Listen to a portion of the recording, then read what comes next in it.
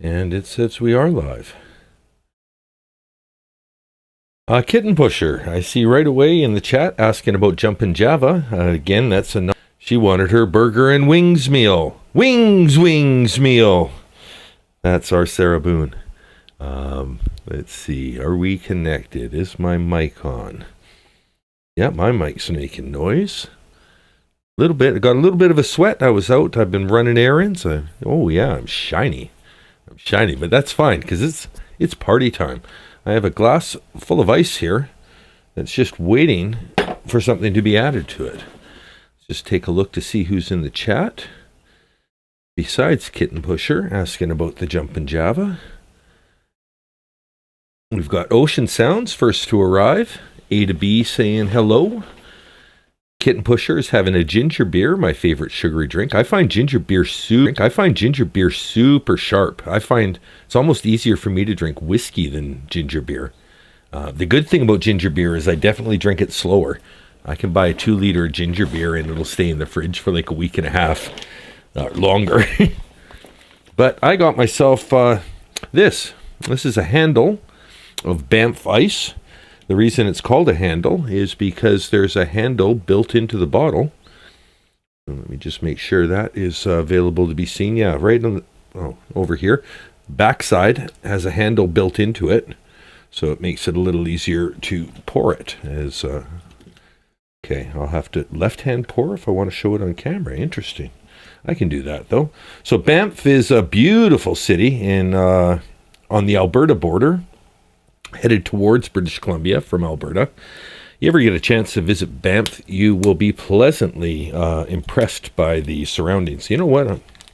Before I pour that in, because I'm a little classier than Sarah, I'm not just going to have vodka and cranberry juice. I got myself some frozen cranberries to go with the ice. So we'll do that. Now we've got a really good looking vodka cranberry getting put together here. Put that into my cooler and mix bag. We will get our handle of Banff Ice. Take off the cap and we will use its handy handle. Fill up probably just up to the ice line. And it's not as much as it seems. Remember, this glass is full of ice. Drink responsibly. I know how much vodka was there, George. There's enough here for the entire chat to have a very good time. All right, so there's that. And then we have a little no-name cranberry juice. You know what? Let's just totally no-name it. Not trying to front. This isn't a good quality. It's just regular cranberry juice, but rather than shill the PC brand, we'll just keep it Anon. There we go. That looks beautiful. Little vodka cran there. We'll get this back in the cooler bag. Sitting up against the ice. For drink number 2. And I will prepare a toast. A toast to you. I am shiny. I'm just gonna take a little dab.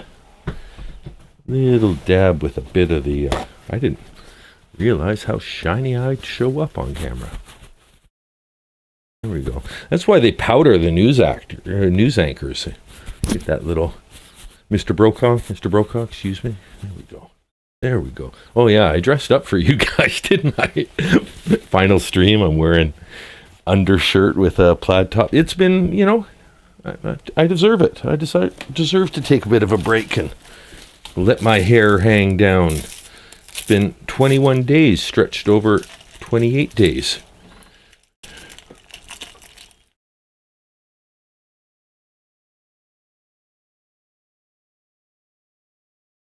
Oh, that's good. That's good. Oh, yeah. I can see why Sarah... Geez, I drank a significant portion of that, too. Let's just top up. That was delightful.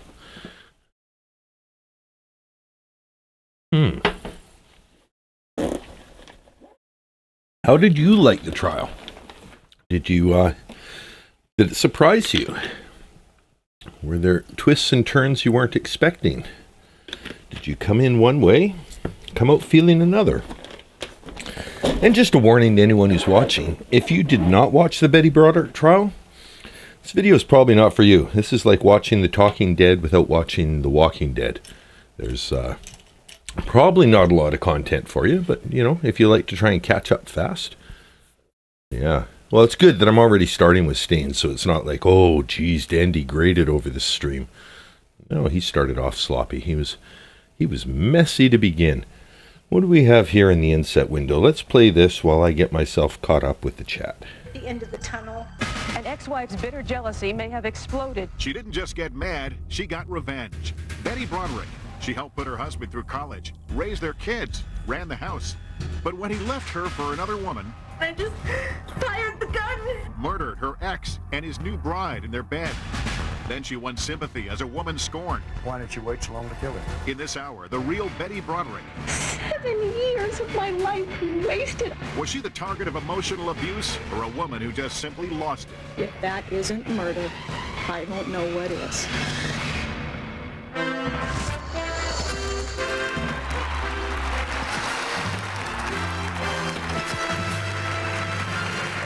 We'll pass by their little opening montage and get back to Betty.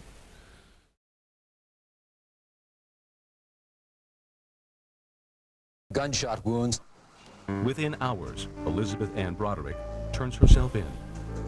By the end of the day, 2 people are dead, and 4 children have lost their father and stepmother to death, and their mother to prison. Well, there's some This is new a different pictures of Elizabeth Betty. Ann from the one who was born on November 7th, 1947, the third of 6 children of Marita and Frank Bisceglia of Eastchester, New York. Hers is a large Catholic Irish-Italian family, not well-to-do, but comfortable. Betty is raised to value family, education, and religion. I was the little goody two-shoes that cleaned the principal's office. You know, I went to Catholic schools my whole life, little weirdo little uniforms. She is groomed to graduate college, marry well, raise a good family, and contribute to society. I think this is an AI voice. That actually bodes well. If it's AI voice reusing footage, there's less of a chance of this being copy strike. So we'll just have a good time. If there's a copy strike warning, we'll move on to the next vid and not worry about it too much. I would break dates with handsome, cute guys in high school and college because I'd prefer to babysit. In 1964, she graduates from high school early and enrolls in the small Catholic College of Mount St. Vincent's in Riverdale, New York. All of my friends are just like me, square. Like, Yeah, Betty's voice sounds slightly different than the voiceover voice. I don't know if it's been recalibrated or not. This is a longer video. We're not going to watch the whole thing, but this is just to give some perspective over the time. Let us catch our breaths coming into the chat. Yeah, this is cranberry juice, not like a smoothie, but as far as I know, and the reason I'm drinking this is because there was a vote in the last video. I offered to drink vodka cranberry, cheap champagne, which was Betty was very upset that the fridge was full of cheap champagne.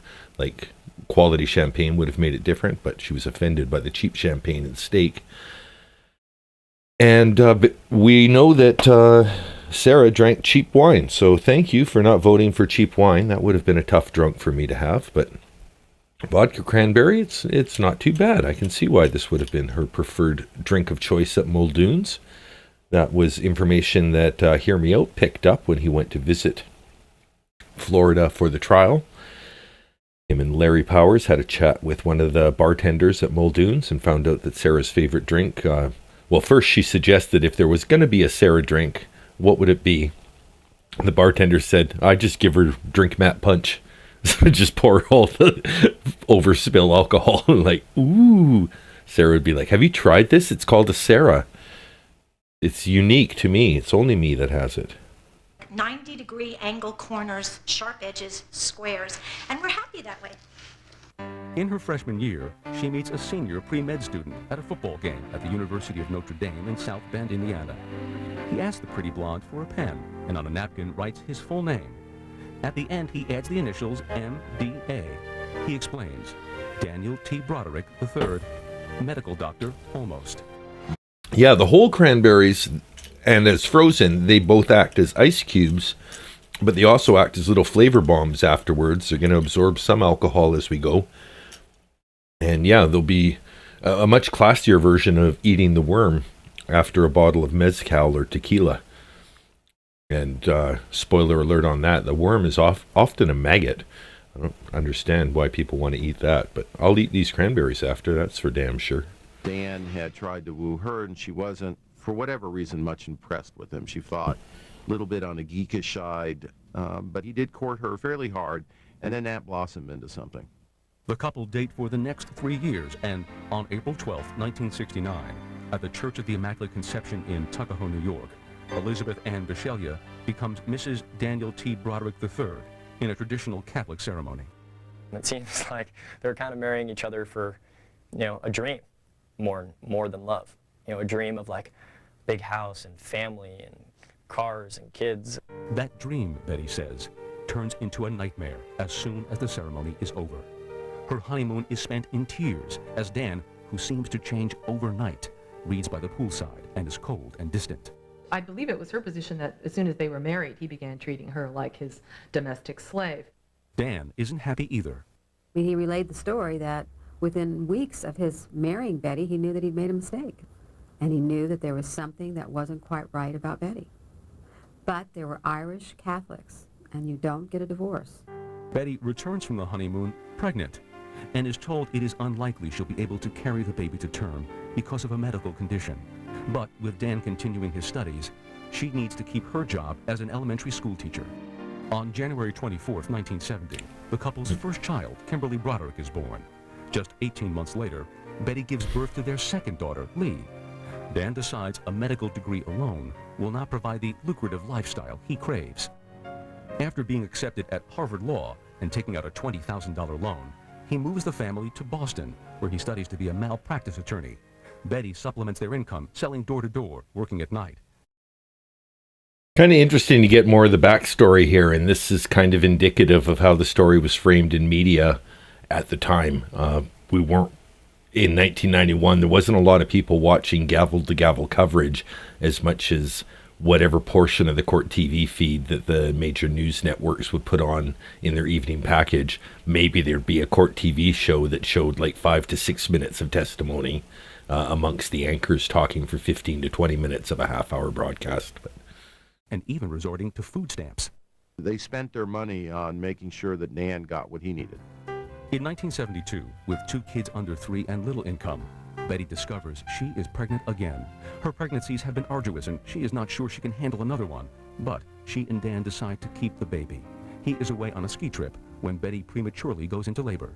He spent money up skiing in Vermont while she was in the hospital having the babies, or miscarriages at times. Their son dies just days after birth. Living near family is important to Betty, but when Dan finishes law school, they decide he should accept an offer with a law firm in San Diego. Though his first year's salary is minimal, for the Brodericks, after years of studying and paying and planning, the future has finally arrived. Coming up, success and sacrifice.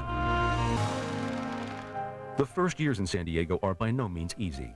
The young family lives in cramped quarters, and Betty Broderick still supplements their income by babysitting and holding down a nighttime hostessing job.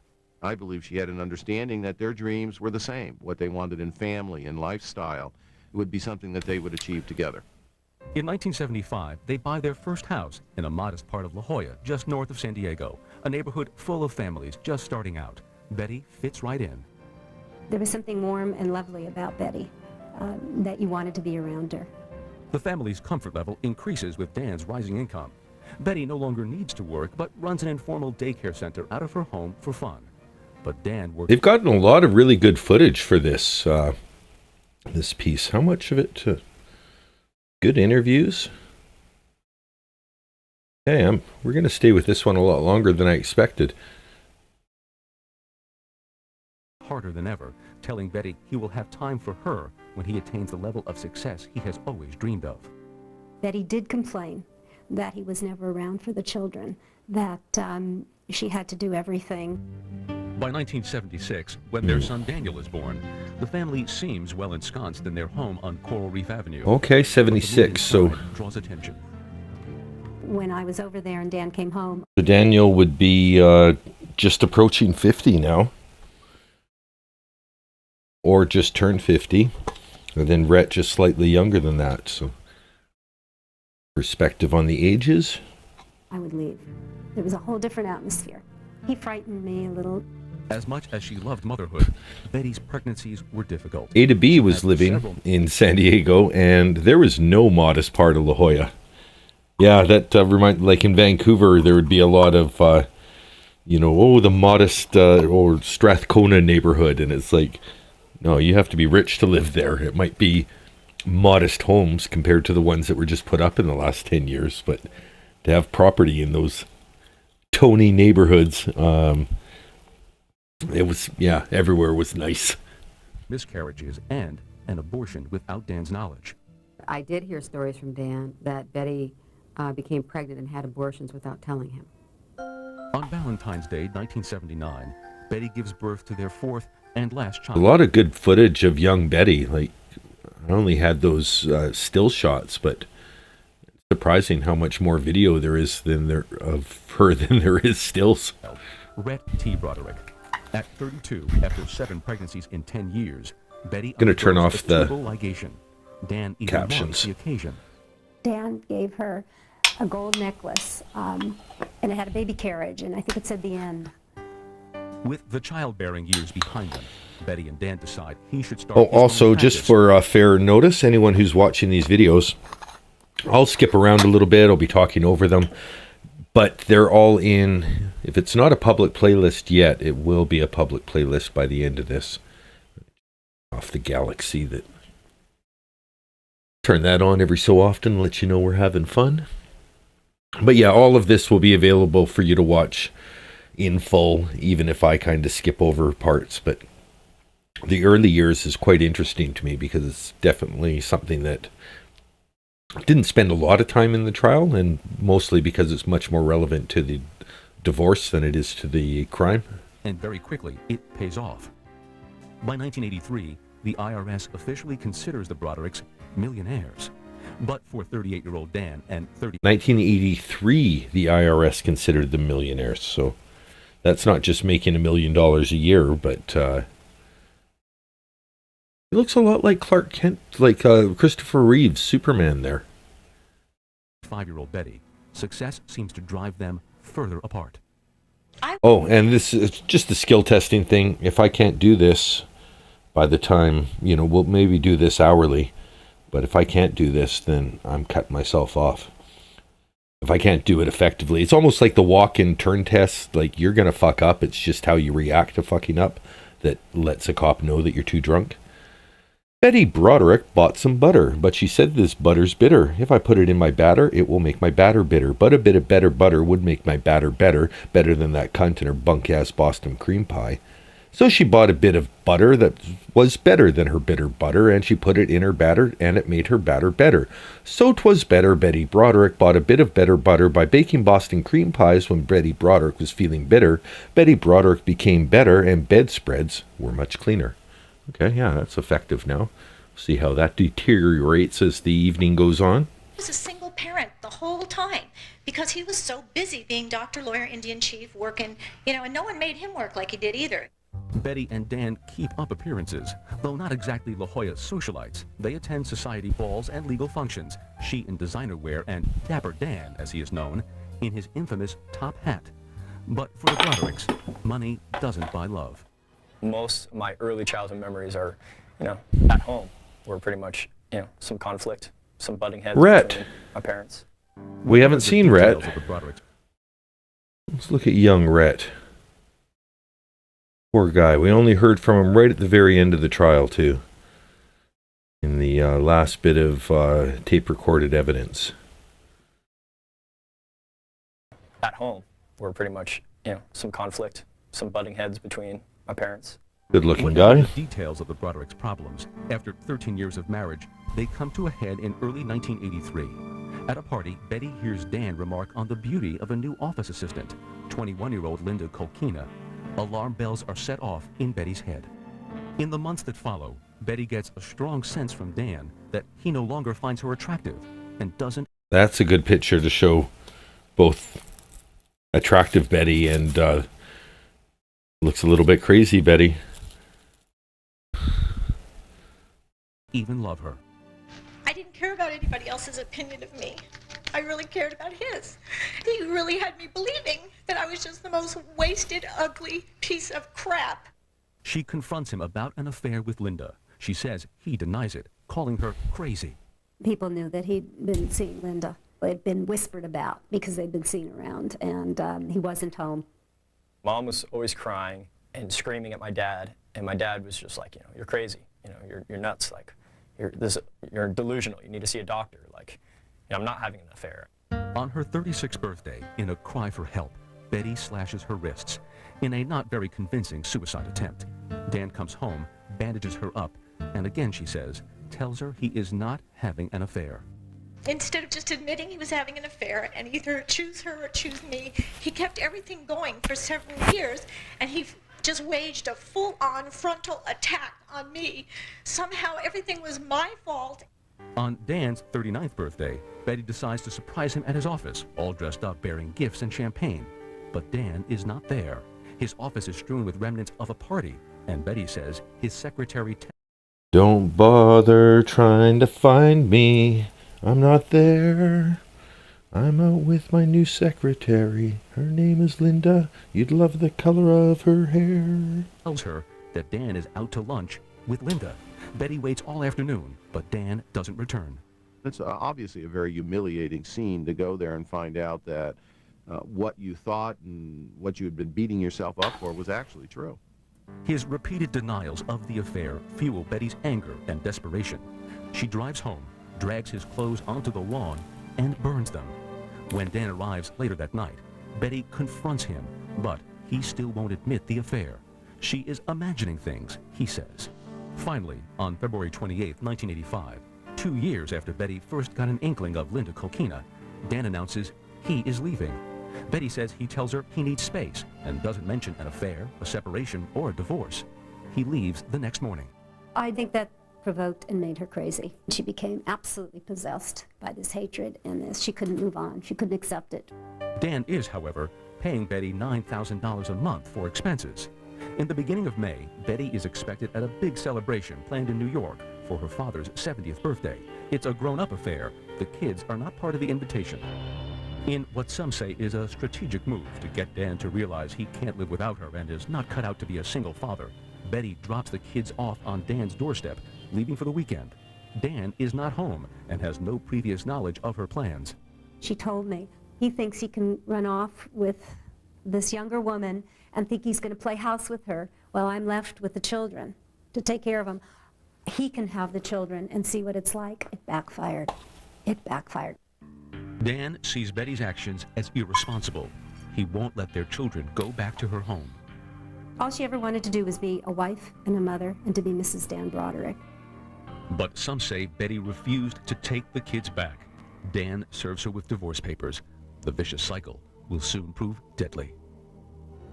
Coming up, Betty becomes her own worst enemy. Her own worst enemy. In 1985, Betty Broderick moves into the dream house she has always wanted, overlooking a beautiful Pacific cove. But she's the only one living there. A deadly spiral has begun. The fact that he took my kids just blew me away. Why would he want those kids? He doesn't want those kids. He doesn't care about them. They're underfoot. But now, it's Betty who's getting in the way. One day she stops by Dan's house to pick up the kids. In the kitchen, she spots a dessert made by Linda, and it lights a fuse.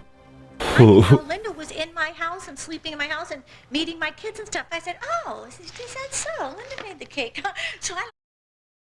Yeah, so she loves telling this, and on the stand she kind of pretended like, oh, did Rhett make the cake? But that was just, yeah, that was just another slight to like say that the cake looked like a child made it. But she really loves telling the Boston cream pie story. I love listening to it. So she spots a dessert made by Linda, and it lights a fuse. I didn't know Linda was in my house and sleeping in my house and meeting my kids and stuff. I said, oh, is that so? Linda made the cake. So I took it upstairs and smushed it all over his bed just to be a... Dan doesn't find it funny.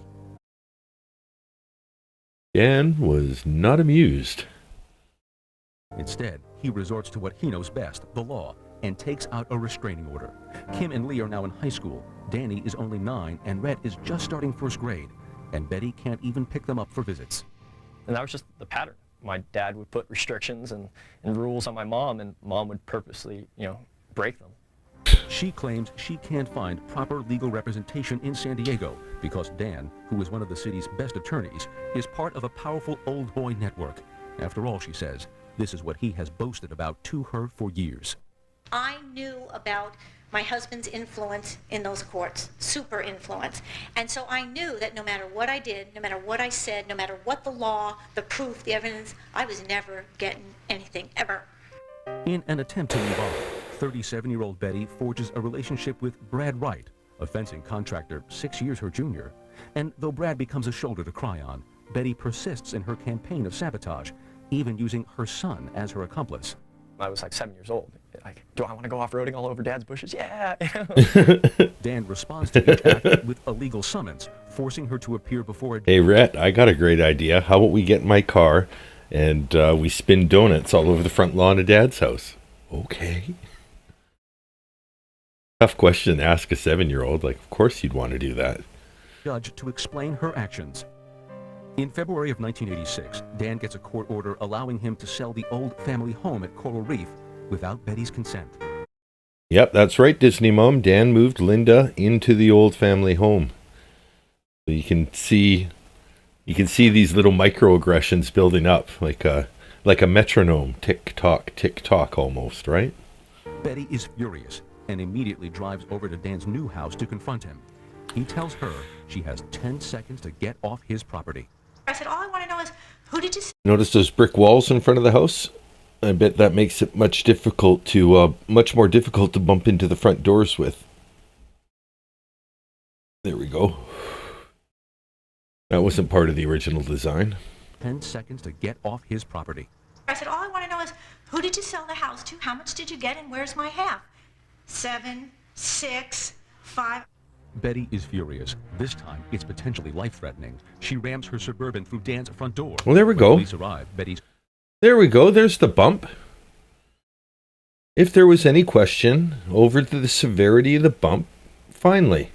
Okay, this is the kind of reason. This is why I'm watching this. 17-0. Let's watch and pause. She rams her Suburban through... That's serious damage. That's not a bump.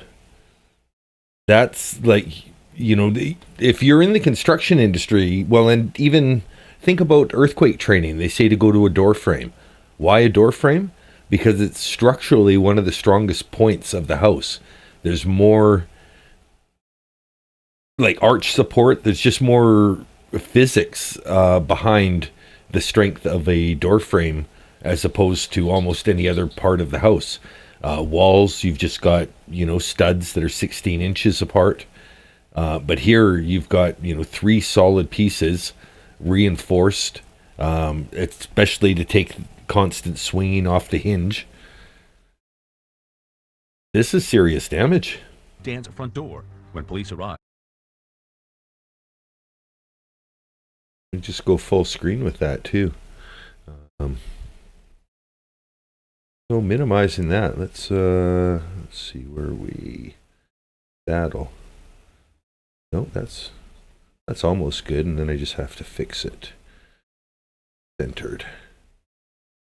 Oh, there we go. Let's rewatch that 5-second clip one more time. She rams her Suburban through Dan's front door. When police arrive, Betty's so out of control that they put her into a straitjacket. So that was the bump of the front door. 6, 5... Betty is furious. This time, it's potentially life-threatening. She rams her Suburban through Dan's front door. When police arrive, Betty's... You can see how far the bottom of the door frame is in. It's like almost 2.5 feet inside the house. And it's only the strength of the door frame holding back the car, like the supporting door frame, because everything that the door was attached to was impacted by the car. So if somebody had been like, standing even on against the door, like listening, I think she's gone, Dad. Oh. So out of control that they put her into a straitjacket. She spends 3 days in a mental health facility. We discussed and even advised Dan to leave town. And Dan's position then, and his position always, was that if Betty really wanted to kill him, she was going to be able to do it wherever he was. Soon, Betty discovers a new arena in which to spew her spite. Dan's answering machine. She rants and raves, leaving messages containing the most unmentionable of names. What's this? We can't come to the phone. You're not supposed to come to the phone at the house. You're supposed to at the house, answer the phone at the office. Betty was doing things out of desperation. Dan was doing things out of... So she's repeating the message. So Linda's like, hi, we can't come to the phone. What do you mean you can't come to the phone? You're supposed to fuck 'em at the home and answer the phone at the office. Oh, Betty. Control. So he knew which buttons to push. In July of 1986, Dan obtains a divorce from Betty without her permission. He now has temporary custody of the kids until the final settlement. The judge rules Betty is not allowed visitation until she gets psychological counseling.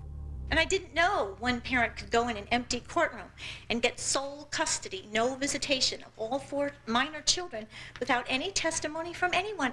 In November of 1986, instead of her $9,000 monthly support check, Betty receives a bill from Dan for $1,300 in fines he has imposed on her misbehavior. Outraged, she drives to his house to confront him. That would and piss winds me up off. Jailed for the first time. I do remember saying, please go for help.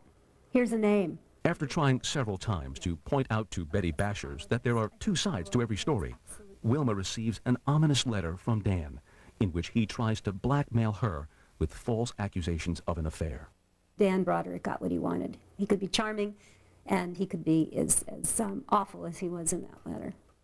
In 1987, Betty briefly sees a court-ordered therapist who tells Dan she thinks Betty is a physical threat to him. She felt like her life was sort of on hold, while Dan's never missed a beat. Dan is now president of the San Diego Bar Association. Meanwhile, Betty feels as if she is slowly being destroyed. She begins receiving demeaning ads for fat and wrinkle creams in the mail. One day, she gets a picture of a smiling Dan and Linda with the words, "Eat your heart out, bitch." She is sure Linda sent these notes. I say, let's assume that she did. So what? In May of 1988, 2 journalists from the BFD, BFD. are assigned to cover the Broderick divorce. Betty is happy to talk. Though he has turned down requests by others, surprisingly, Dan agrees to an interview. I felt that he was amazingly open. He told us that there were ways in which he had seriously failed as a husband. He had an agenda in that interview, and it was to knock down all our reasons for doing the story and She not to do it. still Inexplicably, Dan threatens to sue the paper for invasion of privacy if it runs the full story. But he says one thing that haunts both reporters long after. He said, this isn't going to be over until one of us is dead. When the divorce settlement finally comes in January of 1989, it's poisonous to Betty. She has been representing herself, hoping for $1 million cash settlement. Instead, the judge says she owes Dan $750,000 to cover their joint debts. She's to get a payment of $28,000 plus monthly alimony of $16,000. This is not a judgment that you would look at and any sane person would say, well, it was divided fairly. She got destroyed. Betty is livid. She feels this is a mere pittance compared to all the hard work she has put in helping Dan become a multimillionaire. This is all a fabrication to somehow make it appear as if, woe is me, I'm getting $16,000 a month and I'm being beat up in this legal system. Dan gets to keep full custody of the boys. Betty claims this is the biggest blow. It is all she wants. Instead, for the first time since 1986, she gets official visitation rights, as well as custody of 17-year-old Lee, and hopes that Dan might agree to give her custody of the boys in the fall. All right. But a new family is emerging. We're going to take a break from this. Dan and Linda, who have announced their engagement, start to plan their April wedding. With a month to go before the big day, Betty makes a purchase that will forever alter all of their lives. She buys a .38 caliber Smith & Wesson. She says, yeah, That changes everybody's life.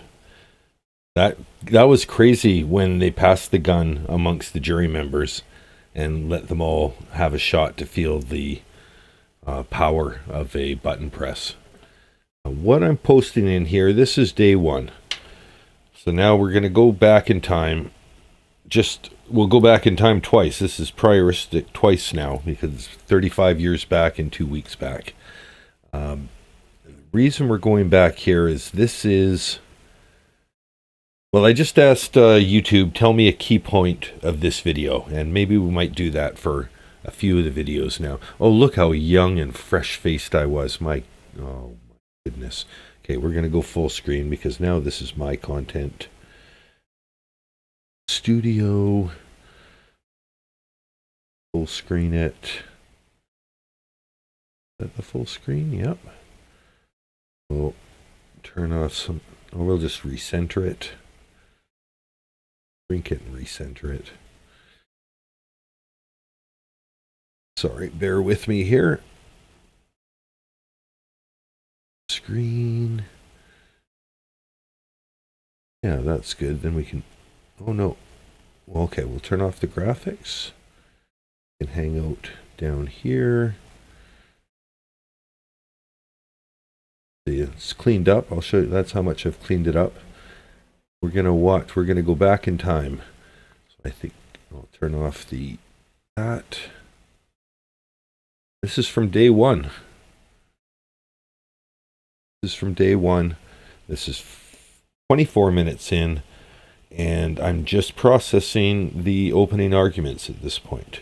Watch 2 or 3 minutes of that.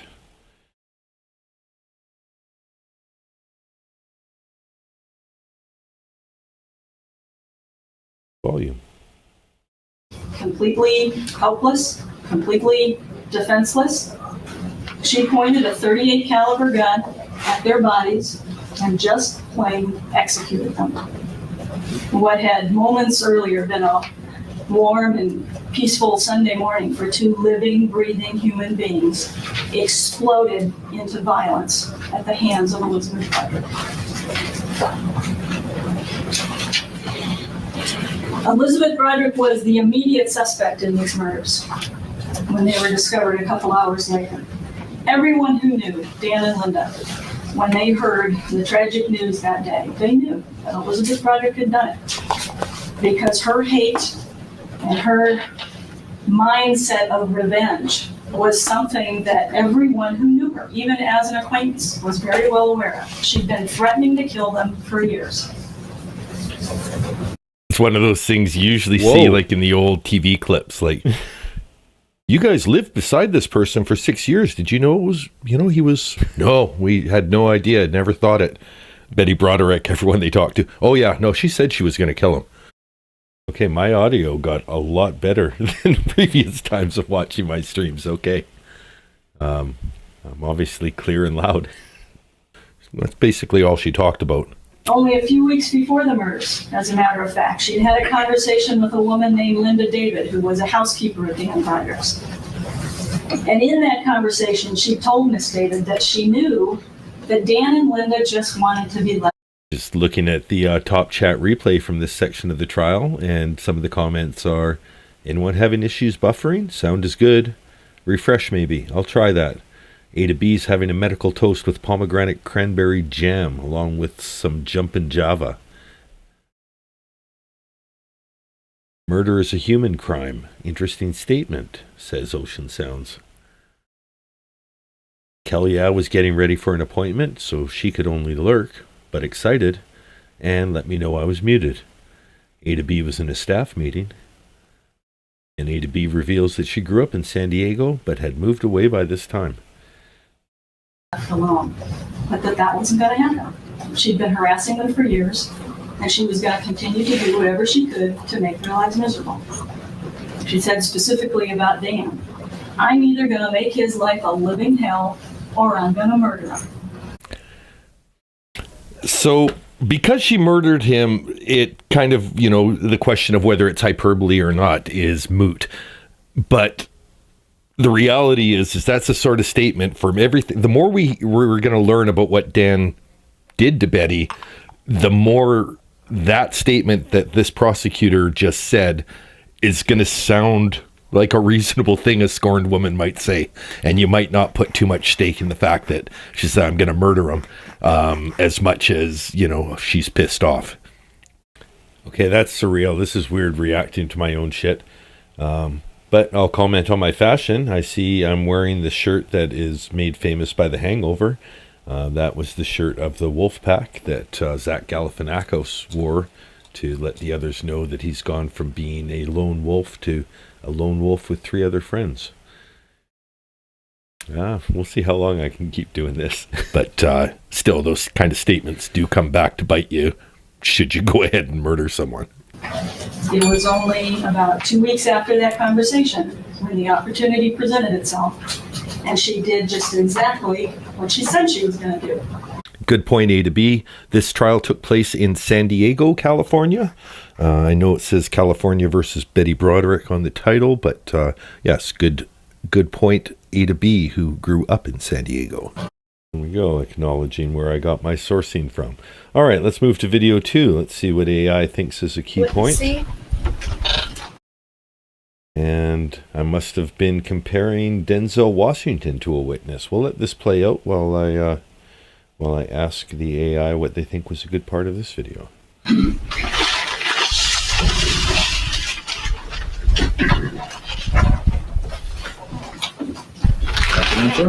How are you? Sir, for the record, could you please state your full name and spell your last name? My last name is Mathena, M-A-T-H-E-N-A. First name is Carlisle, C-A-R-L-I-S-L-E. Middle name is Wayne. Thank you, sir. Good afternoon, Detective Mathena. Where do you work? San Diego Police Department. In what capacity?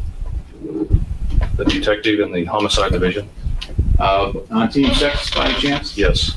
How long have you been involved, how long have you been employed as a homicide detective? I've been in homicide 2 years. And for the police department in general? 20. Calling your attention to the November 5th, 1989, were you also involved in the double homicide at 1041 Cypress Street? Yes. What were your duties in that particular date as part of Team 6? When I arrived at the scene, I was told by Sergeant Calloway to interview Brad Wright. And after you did that interview, did you get Okay, this is one where I can hear my own breathing. My apologies for that. It's subtle. It almost sounds like a cat purring. So I can see the people who don't mind it. It's not the most annoying breathing. It's not like a Halloween kind of, but in any case, it's there. Let's bring this back to about 9 minutes is where AI suggests there might be something interesting. Look back at both the beginnings of Court TV and the beginnings of full trial cut. I'm wearing that shirt. I had it buttoned up because it was a new shirt and I was trying to show it off. I'm wearing the very same shirt right now. Coverage rather than just highlights you'd see on the news. So with all of that as my intro, let's just get it started. And I will talk to you in the chat and let the video play. Got 3.5 hours of video. Based on yesterday, that's a 5-hour. In the chat was Satori Hisu, which I haven't seen as much of Satori Hisu in the live chats. I have a feeling she may be catching up through the replay crew. Not My Lover, A to B, LZB, JMac, Christine Garcia. They were all here in the chat for this moment. We're streamed, so we'll see. I'll try and get it down to 4.5. We'll see what we can do. Here we go. Good morning. And sir, for the record, could you please state your full name and spell your last name? Brian Lyle Forbes, F-O-R-B-E-S. Thank you, sir. Good morning, Mr. Forbes. Good morning. Could you tell us what your occupation is? I'm a lawyer. And where do you work? I work at Great Carey Ames and Fry here in San Diego. That's all. This is also Gail Forbes' husband. Gail Forbes was famously credited with teaching Betty the C word. Alleged that Betty saw a picture of Linda and said, "Oh, looks like a C." And from that moment on, Betty Broderick used that term for Linda. That's a law firm here in San Diego? It is. And where are you presently living? I live in La Jolla. On any particular street? It's at the corner of Calle del Oro and Calle del Cielo. Do you know the defendant in this case, Elizabeth Broderick? Yes, I do. Do you live near Elizabeth Broderick? Now? I'm sorry, did you, back in 1989, live near Elizabeth Broderick? Yeah, she was at the end of our street, about 4 doors up the street. And before she moved into that house, did you know the defendant? Yes, I've known her for about 15 years. Did you also know Dan Broderick? Yes. Could you just describe for the jury briefly how it was that you knew Dan and Elizabeth Broderick? When I was a second-year law student up in San Francisco, during the season when they bring law students to law firms to interview, I flew to San Diego with my wife, Gail, and Dan and Betty took us out to dinner. He was working with Great Hearings and Pride at that time, so we met them while I was working. And then you were ultimately hired by that firm? Yes. Did you continue an acquaintanceship or friendship with Dan and Elizabeth Broderick? Yes, we were close friends. At one point, you were aware of the fact that Dan and Elizabeth Broderick separated? Yes. And after they separated, did Elizabeth Broderick move into the house there on Calle de Cielo? Sometime after that, when they separated, they were living on a street called Avenida de las Ondas, which is about a block away, around the corner from where we lived at that time. They were living in a rental house. On a little bit. True. We ought to go over there. Do you know how to find the house? He said, yes. So I said, let's, just in case they're shot and bleeding, let's go and see if we can be of some assistance before the police get there. So we ran to his car and drove to Linda and Dan's house. Were you driving or was Brad driving? Brad was. I wasn't sure how to get there. This is a kind of interesting detail, too, that Brad would be the first one to know about it. Like, we've heard some testimony now that Betty has often said, you know, I'm going to kill him, I'm going to kill them. So she probably came home and told Brad something more past tense than future tense or futuristically tensed. And yeah, he knew it was serious from the moment one. It's interesting that her paramour would be the first one to help investigate and, you know, oh shit, sort of Brian or Brad's Brian moment. And at this time, did Dan and Linda live at 1041 Cypress in Hillcrest? I'm not sure the street address, but that's the street. So, right, let's back to... It's for self-protection. Coming up. Everybody was very concerned about Betty and her because she'd been threatening to kill Dan. Big volume difference. It shows I was able to bring up the volume significantly from some of the poor volume. Dan Broderick versus Betty Broderick. One of the nastiest divorces San Diego has ever seen is finally over. A bit of a drop. For their kids. Dan has custody of their sons. Betty gets to see them on weekends. Daughter Lee is on her own, and Kim is away at college. And the grown-ups, Dan and his new bride Linda, are planning for the future. But what about Betty? I was suicidal. I could see no way out. I could see no light at the end of the tunnel. I had exhausted everything. I just totally lost my way in the total darkness, you know? Whoa. Then, on November 4th, 1989, come 2 letters that send Betty over the edge. A lawyer in Dan's firm implies that she might be jailed for contempt of court. Her dream of regaining full custody of her children seems in jeopardy. When her boys arrive for a weekend visit, the mood is clear. I remember the day of, she was totally upset when we got there. As Betty keeps rereading the letters, her sense of desperation grows. She goes to bed early and falls asleep in her clothes. Boyfriend Brad and the boys stay up watching television. Later, Rhett climbs into bed with his mom. On the other side of town, Dan and Linda have dinner with friends at a Mexican restaurant. The couple discuss their hopes of having a baby and, after dinner, go home to bed. Meanwhile, Betty can't sleep. She gets up, rereads the letters, writing on them, I can't take this anymore. She is exhausted by years of an emotionally draining battle. She is truly at the end of the rope. By the time those letters came, the same cycle of abuse over and over, I ran out of how to deal with things on that day, on that morning. She leaves the house and gets into her red Suburban. I meant to go kill myself at the beach first, and it kicked in that the boys are really going to be mad at me if I do this. She drives to Dan and Linda's Oh, house. are you kidding me? The gun is in her purse. She lets herself into Dan's house with her eldest daughter's key. The boys would really be upset at me, so I couldn't kill myself. I decided to kill their father instead. I knew the boys would be fine with that. That's crazy rationalization. 6 minutes left or even less than that, 5 minutes in this video. The gun in hand, she climbs the stairs and enters Dan and Linda's bedroom. So I go over there one last time and say, okay, just please give me these kids and leave me alone. Please, just leave me alone. I was just, whoa. But Betty's actions tell a different story. The room is dark. Dan and Linda are asleep in their bed. She fires, and then again, and then 3 more times. Next to Dan's side of the bed is a phone. Is the volume loud enough for everyone? And leaves. She drives, but doesn't know where she's going, and at around 7 a.m., ends up at a phone booth. Her first call is to a friend who, shocked, immediately calls Brad. Her words were that Betty had phoned her and said that she had shot Dan and Linda, but she didn't know if they were alive or what their current state was. Brad and a family friend drive over to Dan and Linda's house. And we rang the bell and received no response, so we decided to climb in through a window to go inside and see. And at that point is when we discovered that in fact they both had been shot and that we were the first ones to arrive there. One of the most prominent lawyers in San Diego has been murdered. Police have issued an all-points bulletin for the victim's ex-wife.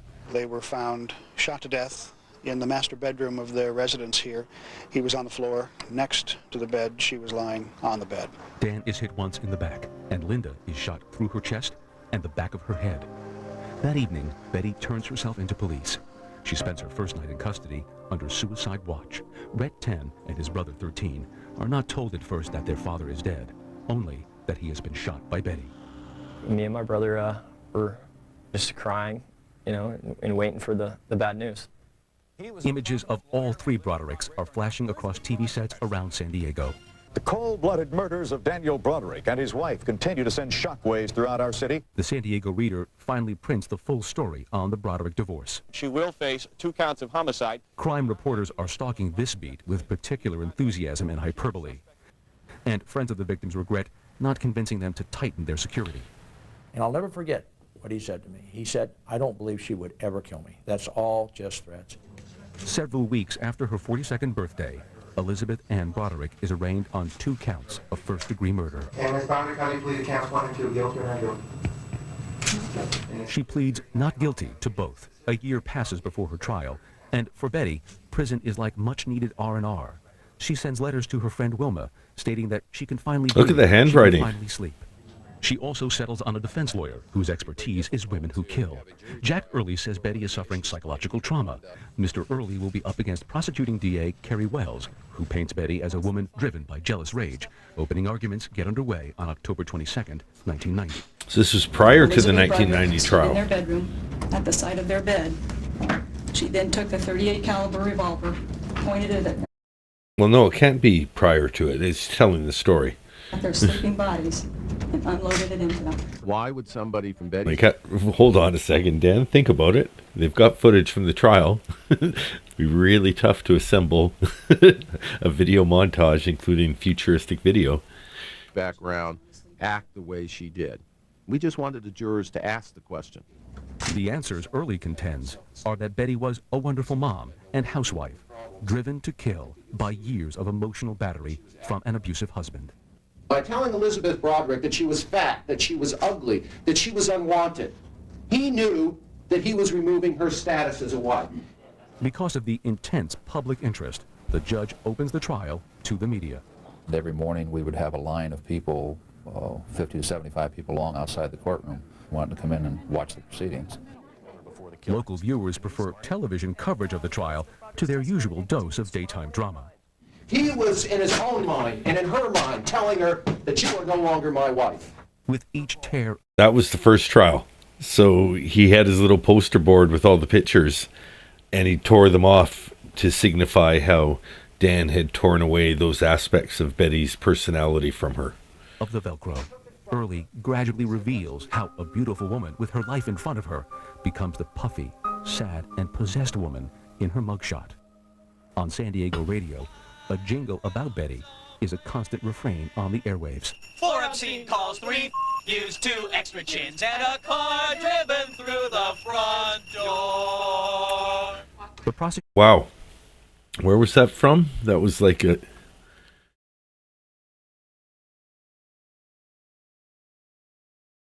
Front door. The prosecution called. Obscene calls, 3 use 2 extra chins, and a car driven through the front door. Like just the local news doing, you know, haha, and we have a little spin on everyone's favorite Christmas carol. Stay classy, San Diego. I'm Ron Burgundy. The prosecution calls their most important witness, Kim Broderick, Dan and Betty's eldest daughter, who shared a close relationship with her father. She'd throw things at him. She'd throw the stereo at him, and at dinner one night she'd throw a ketchup bottle at him. In very emotional testimony, she gives damaging evidence against her mother. It is clearly a painful moment for them both. Kim recounts the first conversation she had with her mother after the murders. You know, I had to do it. I had no other choice. I couldn't let him win. One of us had to die. There are witnesses to bolster each side's case. Each swears to tell the whole truth and nothing but. Oh, And he so had it less goes of a until swoop in the first trial, Brad, right? What a normal haircut Brad had. 29.57. Look at that. It's like he cut his own bangs. Aw, Brad. And nothing but. And so it goes until October 30th, when Betty takes the stand. Coming up. I wanted to die, and I had no plan. I just wanted to just die. That's it. That's the end of the story. The atmosphere in the San Diego courtroom is charged on the day Betty Broderick takes the stand in her own murder defense. She struggles to control her emotions. I've been put through this bullshit since I was 35. 7 years of my life wasted. No one knows exactly what to expect. He was telling people I was crazy. I went crazy. I was like this, and you see pictures of me like this. Yeah, I would have taken those screenshots if they were available from this trial, but they weren't. Oh, that was... Okay, let's... One more time, Betty, what were you like? Years of my life wasted. No one knows exactly what to expect. He was telling people I was crazy. I went crazy. I was like this, and you see pictures of me. There you go. If anybody wants a Betty Broderick screenshot for your collection, maybe a caption this contest. Yeah, that's what's happening. There's not much of us here. We're just a few people partying. There's a caption this. We've done the pets, but there's no more shows for me to show the pets. Screenshot this and caption it and post it to Dan D True Crime community page. You can just screenshot your own phone if you know how to do that. If you don't know how to do that, do it from the replay. Or eventually it'll just get posted in its raw form to the community page. You can screenshot that. But yeah, caption this. Okay, you get 5 more seconds.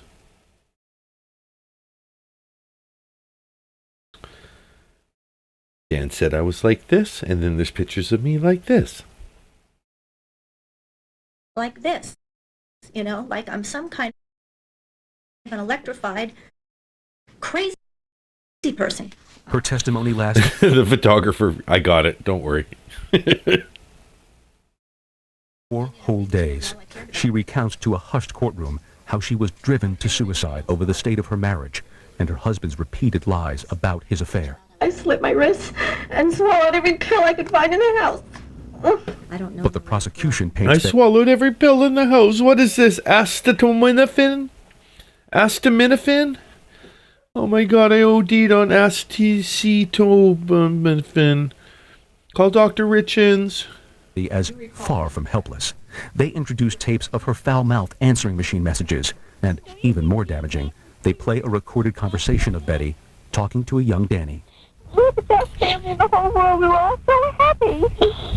All the kids and me were so happy. I know we're going to be a lot happier if you just stop saying bad words. Or you tell that slime ball. See what I mean, Mom? You're saying it right now. You better stop. The defense is further hindered by the reluctant testimony of Lee Broderick, Dan and Betty's other daughter. She was hitting him on the head with her keys, her other key ring, with the big brass key ring, and he kind of was trying to get me out of the way, and he kind of pushed me aside and punched her in the chest. The defense summons an expert who says he believes Betty has been abused not only emotionally, but physically and sexually too. Well, that he would physically abuse her? She always excused him by saying he didn't do it on purpose, and while he was flailing his arms, he hit her in the eye. I wanted to kill myself right in front of him and just splash my brains all over his goddamn house. Finally, after 3.5 weeks, the trial comes to a close. I wanted to die, and I had no plan. I just wanted to just die. That's it. That's the end of the story. The jury's deliberation lasts 4 days, and the result is a deadlock. 10 for murder, 2 for manslaughter. This time, ladies and gentlemen, I'll declare a mistrial in this case. Supporters of Dan and Linda are furious the jury can't reach a decision. It was evident that the jury, in some way, felt that Dan and Linda deserved to be killed. Betty goes back to jail, seemingly content at the thought of another year in which to collect her thoughts. Mrs. Broderick, anything at all to say? What do you think about the verdict? Shortly before her second trial commences, video of Betty being dragged, kicking and screaming out of her cell is broadcast all over San Diego. Early is outraged and says the whole thing is a setup, staged to make Betty look bad and unnerve her the day before a scheduled jailhouse interview with ABC's 2020. Betty's second trial begins on October 15, 1991. And if the first trial was simply a media event, this one is a media circus with gavel-to-gavel coverage on court TV. No, I remember the noise of the gun. It was amazing when they watched the case on TV, how many witnesses came out of the woodwork that knew things about the case who had been silent. One of the important witnesses who comes forward claims that Dan was thinking of killing Betty. Mr. Broderick solicited the murder of That's Mr. Early. not correct, That's not Your correct, Honor. Mr. Early. They're doing that. You're posturing for the benefit of the press that's in the courtroom. The witness never takes the stand. We're talking about... That's not fair, Judge. Come on. Do something about this. The judge declares the testimony is not pertinent. And there it is. He also limits the use of the defense's main expert on battered women, ruling he can't testify to Betty's physical and sexual abuse because Betty herself has testified that there was none. Early feels the judge... So I was talking about that at the sentencing, but yeah, that's... so his testimony was limited to the scope of Betty's testimony. If she's not claiming sexual abuse, then yeah, he obviously can't claim the effects of it if she hasn't testified that it happened in the first place. Keeps eliminating his evidence. I'm trying to get you down, Mr. Early. And to make matters worse, this time around, he still can't minimize the negative impact. I'm going to confide. Am I on the confession camera? No, I'm not. Here, hold on. I'm going to tell you, just between me and you, you're strong. This is maybe a bad idea. I'm walking from here on out anyway. It's glad there's no Muldoons in my neighborhood. Okay, it was just between us. Let's go back. Shh. It's just...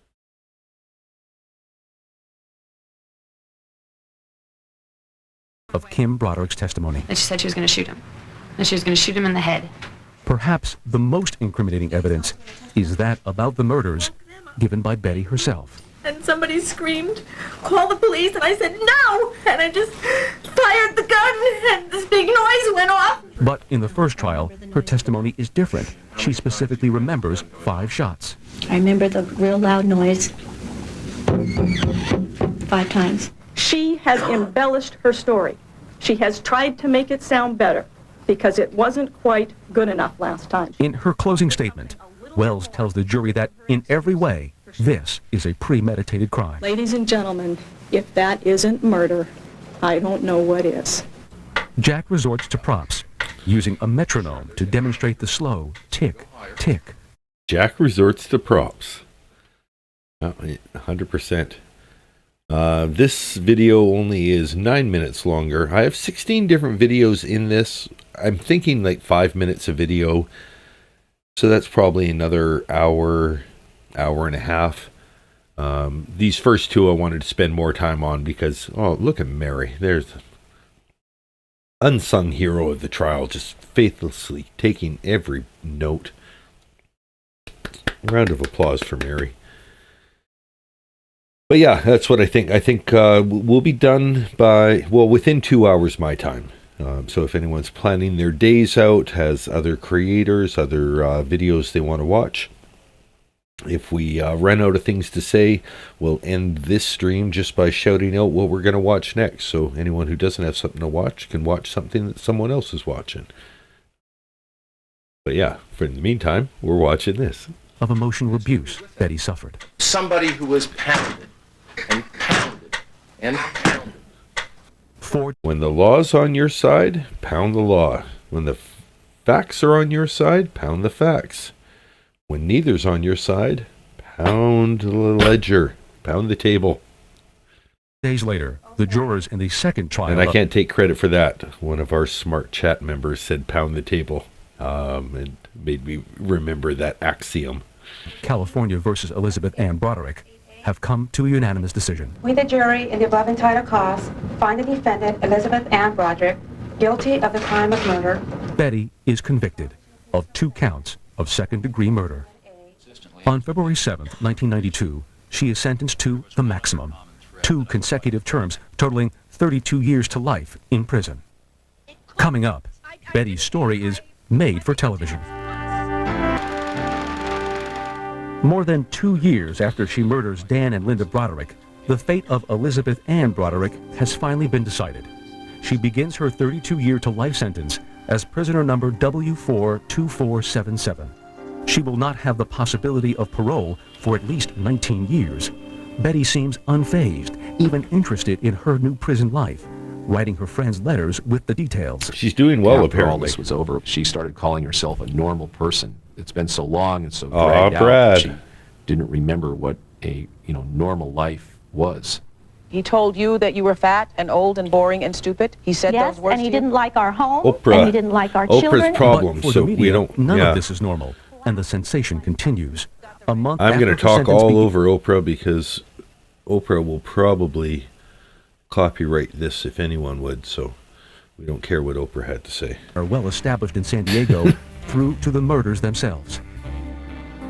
It's so popular that it is quickly followed by part 2. Apologies, Oprah, because, you probably had interesting stuff to say, but yeah, you're way too up there. You would copyright streams without even asking a little guy like me, so we go right past Oprah. Her final fury, which starts with the murders and finishes with Betty going to prison after 2 trials. What happened so fast? It was all so Kitten Pusher knows. Harpo Productions, they don't play around. fast. Obviously, it wasn't. It took 5 shots for you to shoot these people. Prosecutor Carrie Wells is consulted on the film and even makes a cameo appearance. Oh! Betty refuses to watch the movies. She desperately resents... Carrie was in the film. There's an interesting... Anybody who's watched the Meredith Baxter movie, keep an eye out for Carrie Wells sitting there in the gallery as an interested observer. appearance. Betty refuses to watch the movies. She desperately resents them and is angry someone can portray her without ever meeting her. Betty didn't like Meredith Baxter's performance, which is another reason. So I've advocated for Laurie Metcalf to play Sarah Boone, and it's because Sarah's ego, if somebody beautiful played her, and no slag to Laurie Metcalf, but Laurie Metcalf is, you know, she plays a regular person, right? She can look quite beautiful if she does herself up, but she also is fantastic at playing the average person that, you know, is a hard worker, that has the wrinkles that are earned with time and experience. I think that Sarah would hate having Laurie Metcalf be the person that played her. And I think that having Laurie Metcalf kind of playing an ugly Sarah next to, you know, say Megan Fox as Chelsea Kepsel, or even Alison Brie would be great as Chelsea Kepsel. But yeah, if you just overdid everyone that surrounds Sarah, it would make, someone like Laurie, who's still not an unattractive person, but if you played up the attractiveness of all the other players, it can't help but to make Sarah look uglier, and I don't think she would like it. And I would think that until I just heard that, I assumed Betty would have liked Meredith Baxter's performance, the fact that she had, an attractive actress playing her, but didn't like it. The DA wanted people to think that I was this stuck-up, rich, socialite, that I lived in this very fancy home. I drove a very fancy car, a Mercedes. Good point, Kitten Pusher, and let's keep it real here. When someone signs off on a movie, it's often because they know that they're going to agree with the slant of the movie. And if you want any evidence of that, you look at any movie that has U.S. military support. So like war movies, if the U.S. military signed on and gave the helicopters and all of those extra scenes and everything, they signed off on the storyline. If it was something that the director had to do without the support of the U.S. military, maybe they went to the Philippines to shoot it, maybe they went to some other country, more likely that it's an authentic story, or at least less influenced by the military censors or suggesters, the creative control that get to determine how the military is portrayed. I know Apocalypse Now had to make some concessions in order to get military support for it. Still a fine war movie, but there was a couple of things that were changed specifically for U.S. military support. So yeah, quite the same way, if Carrie Wells is sitting in the background, she was pretty happy with the way that the movie was going to depict the facts of the case. I wore fancy clothes, and that this whole case happened because my husband left me for a younger woman, and I shot 2 sleeping people. Pretend judge nominates Hear Me Out to play Sarah Boone in the Lifetime story. He's a busy guy, though. It'd be tough to get him on set. It's, big commitment signing on for one of those things. I think it's, 12, 15-hour days. He's already got a pretty busy live stream schedule, but I would love to see the audition tape nonetheless. Or irregardless, as Carrie Wells would say. In bed. That is all wrong. Totally wrong. I'd think it was funny, too, if I wasn't sitting in prison. And it is in prison, as a member of the group Convicted Women Against Abuse, that she meets inmates who share similar crimes, and she feels similar motives. When I was on trial and the expert came... Oh, this is kind of scary. So within the prison, there's a women's group of women that are justifying their crimes to each other in a little group session every week. I hear you, sister. No, mine was justified too. They don't believe me on the outside, but we all support each other. Sisters on the inside, that's what we are, SOI. And was telling me I was a battered woman. I was arguing with him. I said, no, I wasn't. He did. Those glasses do nothing. This is a total radioactive man in Fallout Boy. The goggles, they do nothing. That is just an affectation. If you're wearing the glasses that far down, maybe they help you read, but if her intention is to read while she's doing this interview, those glasses do nothing. He didn't hit me because, like everyone else, that's all I thought battering consisted of, was what's on the end of your arm and hitting someone. Without that defense, you have no defense. Betty is now an advocate for these issues, sending letters to the governor and finding research to... This is, I think, the next incarnation of Sarah. I don't think we've seen Sarah's final form yet.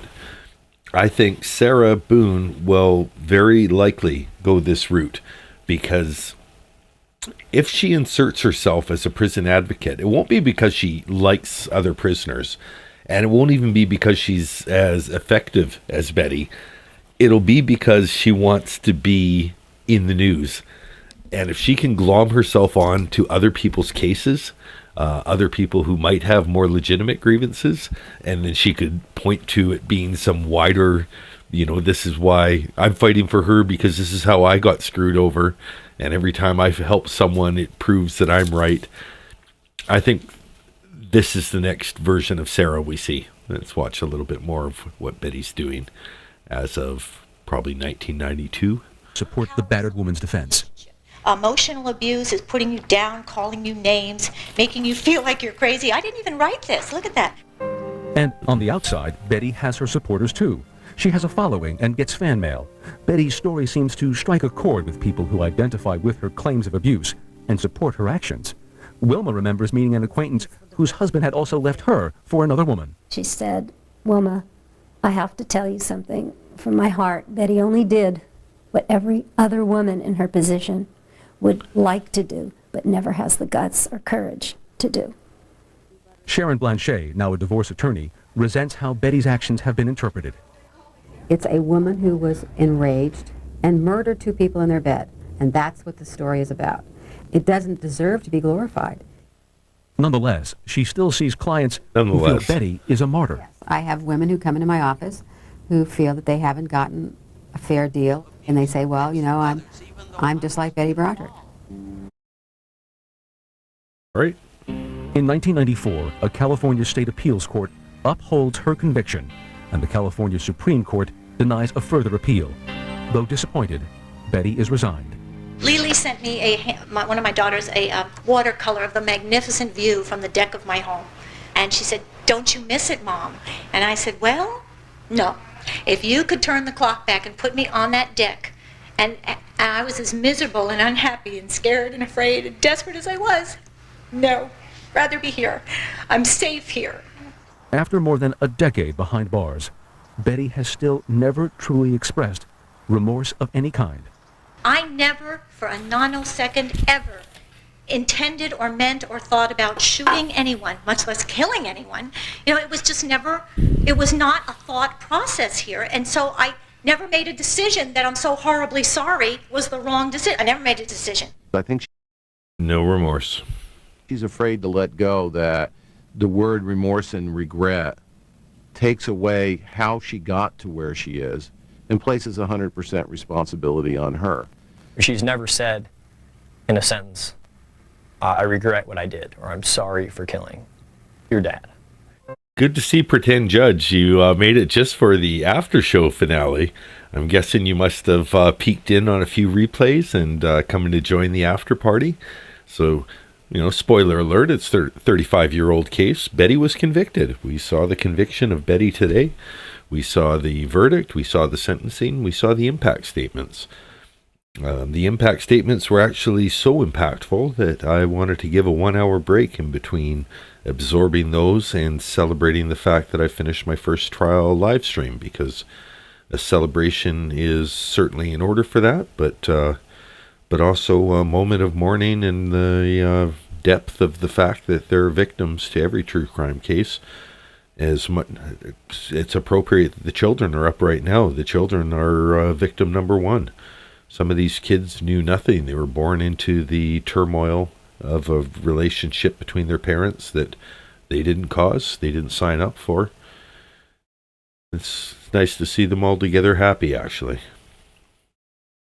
In any case, nonetheless, irregardless, we're here to celebrate because this has been a fine marathon, and it's there's been some learnings. I'm going to leave their picture up here because this is actually a really good thing to leave up while I'm feeling a little misty-eyed here, a little puffy, a little blush never hurt anyone, right? If I do another marathon again this year, I think we won't do it day to day. I think if anything, I might set up for 3 days a week, and we'll know that it's the Thursday, Friday, Saturday, and I'll pre-arrange it so we know that it's 6 weeks of we're doing this instead of the Friday night rambles. But I also really liked just diving in and figuring it out as we went, and really appreciate that all of you were with me for it and helped me learn as we went. We helped create a Dan D community that's a little unique from every community, a lot in common with a lot of the communities that we all watch, but still our own distinct feel, and it's been a blast. So I just wanted to thank you for that. Raise my glass and have a sip on your behalf. let's continue with the rest of this news video and enjoy the last hour and a half of this live stream. All 4 Broderick children have their own individual feelings on the situation, but they all talk to their mom on the phone and visit her on occasion.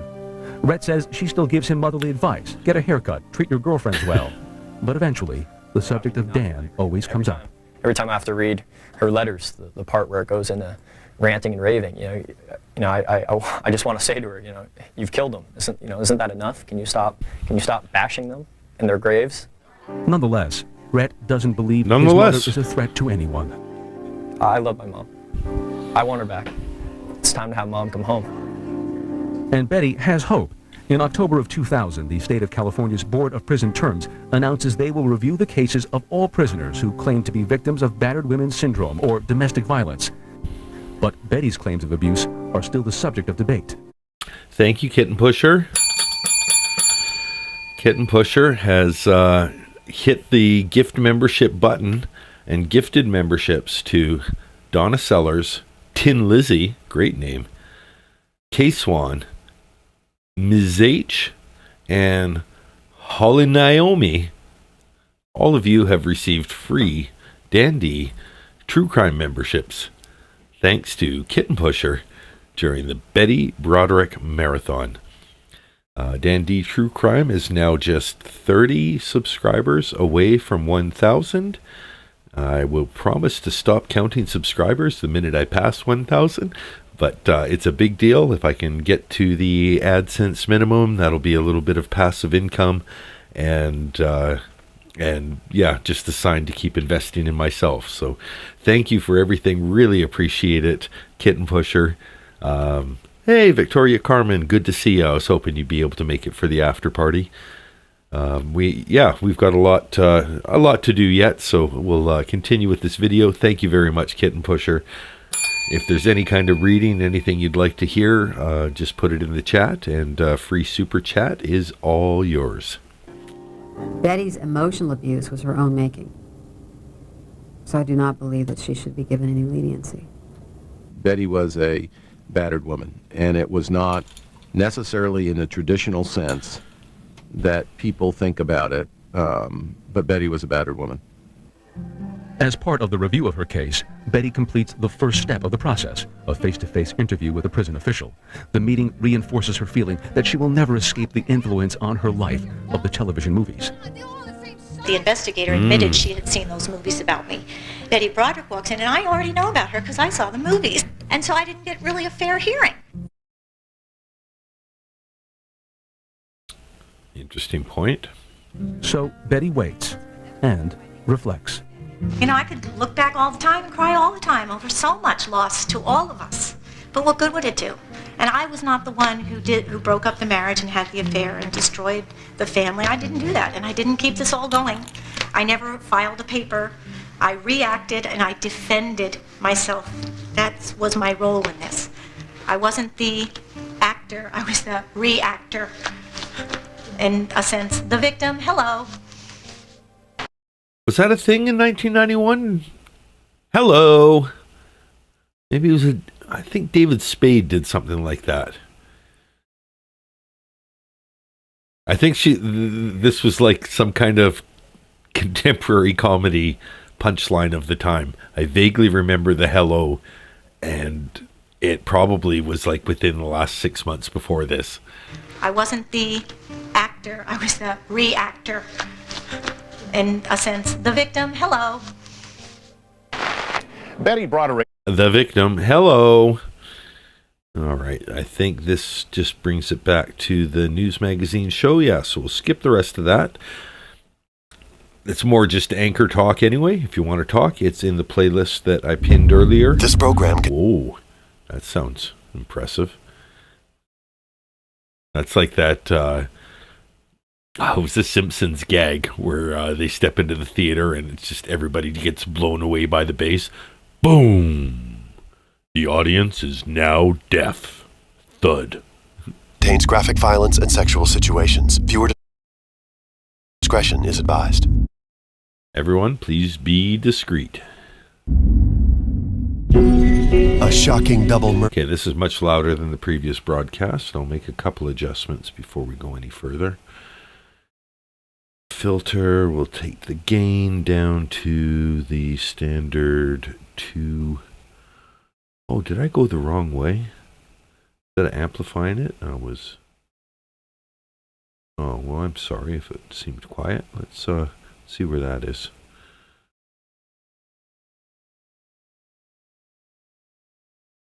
Murder stuns a close-knit community. Oh, that's loud. Oh. It never dawned on me that Sorry. there would be anything as horrific.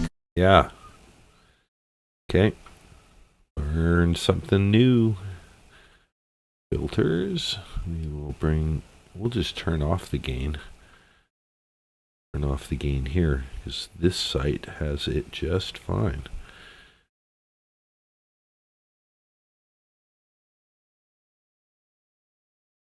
What are we watching here? Let me just see what we're even watching here. Is Angry Betty a victim of her husband's torment? This is Murder Made Me Famous on Beyond Crime. It's on the channel Deadly True Crime. Subscribed. This was posted 3 years ago. Angry Betty. Betty Broderick is the former suburban housewife who skyrocketed to fame when she murdered her ex-husband and his new, much younger wife in their bed in 1989. The ultimate crime of passion story includes explicit recorded phone calls during her contentious divorce and dramatic courtroom testimonies that captivated the country at the time. So we will, what I'll do is look at the most viewed part of this timeline. That's clear. Boom. And we'll watch that. And then, oh, it's the Boston cream pie reenactment. Hooray, lucky us. Okay, strap in. I don't know who's playing it, but we're going to see a recreation of the Boston cream pie incident. That looks like an actress playing Betty, and that must be young Danny and young Rhett. Strap in. Dan's house to see the kids. And on the kitchen counter, there's a cream pie, and she thinks that's Linda's touch. Hold it. And although no match for Dan legally, Betty knows how to play hardball. Smush is the sound. If the backing sounds were a little too loud, smush is what's happening right now.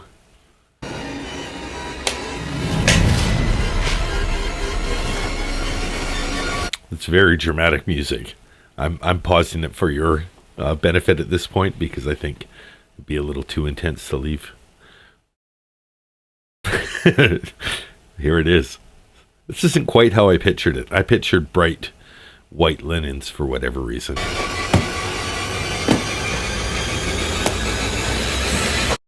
It's intense though. Like the music itself, you could play anything. You could have a guy just playing solitaire by himself and you'd be willing to believe he was about to go off and shoot everyone in the house.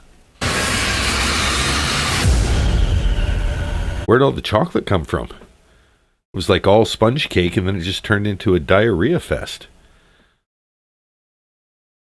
I guess there was a bit of a gap as she did more smushing. When I make my the Boston cream pie for the Cooking with Dan D video, I don't think it'll be nearly that liquid. I think just a nice ganache topping. But yeah, the chocolate, I think the sponge cake needs to be the star. Mom, we're ready. Mom, we're ready. She's licking it too. She knows it's good. She likes to slag Linda. Look at, even the actress is enjoying it. It's like, not too bad. Coming, sweetie. Incensed. Wow. Okay, so that is in the that's in the playlist. We'll watch maybe one more minute of it. By Betty's actions, Linda pushes Dan to fight back by getting a restraining order. It's an attractive actress they have playing Linda. Stop her. But if you don't, the police will have no leverage to help her. Betty was livid when she found out about the restraining order. They're way over the top with the background music. Like the music is really telling you how to feel here. Okay, that's in the playlist. I'm just going to leave it at that. I'm leaving it like that. I'm leaving it at that. Does look interesting, though. So this one is in the playlist. It's from Deadly True Crime, and it's the third video in this playlist. See what the next one. The next one is a clip from Trial Story, As Close to Crime. The channel with 30,000 subscribers, and they uploaded this 5 years ago. Just under 100,000 views. There is no doubt Betty killed her ex-husband and second wife, but should she be found guilty of murder in the first degree or manslaughter? This episode covers Betty's second trial. The first trial resulted in a hung jury. Perfect. We watched the second trial. Let's see whereabouts in the timeline. There's 3 peaks. We'll watch all 3 of them. We'll watch the very beginning. Looks interesting. They've got photos we haven't seen before. Fantastic. Broderick shoots and kills her ex-husband and his new wife. She pointed the gun at them, and she pulled the trigger 5 times. Is she the victim of a cruel ex-husband, or is she a calculating killer? The way he treated me was just so awful and so cold. In this episode of Trial Story, from opening statements to the verdict, a woman scorned. The murder trial of Betty Broderick. I thought he was great. I thought he was fun. He was smart. He was the man that I chose to. Okay, so just so we know, this is an hour and 13-minute long video. So for people who are looking for more info, this is going to be a fairly interesting playlist. We'll let this play out until it shows the beaches of San Diego here, and then we'll move about 10-15 minutes into the coverage. Devote my life to. This man, she says, was her life. But she says, this man was also her ruin. There really are no words to describe what you feel when you find out your husband's having an affair. She says he took the kids, took the money, and took the house. He got sole custody, no visitation. That meant I had no rights to ever see my children again. That was the peacock sweater that she wore during this trial. Then she took his life. I mean, it just was an explosion. Just, I moved, they moved, the gun went off, and it was like, ah! It was so fast. Now, 43-year-old Elizabeth Ann Broderick, known as Betty, stands trial for murder.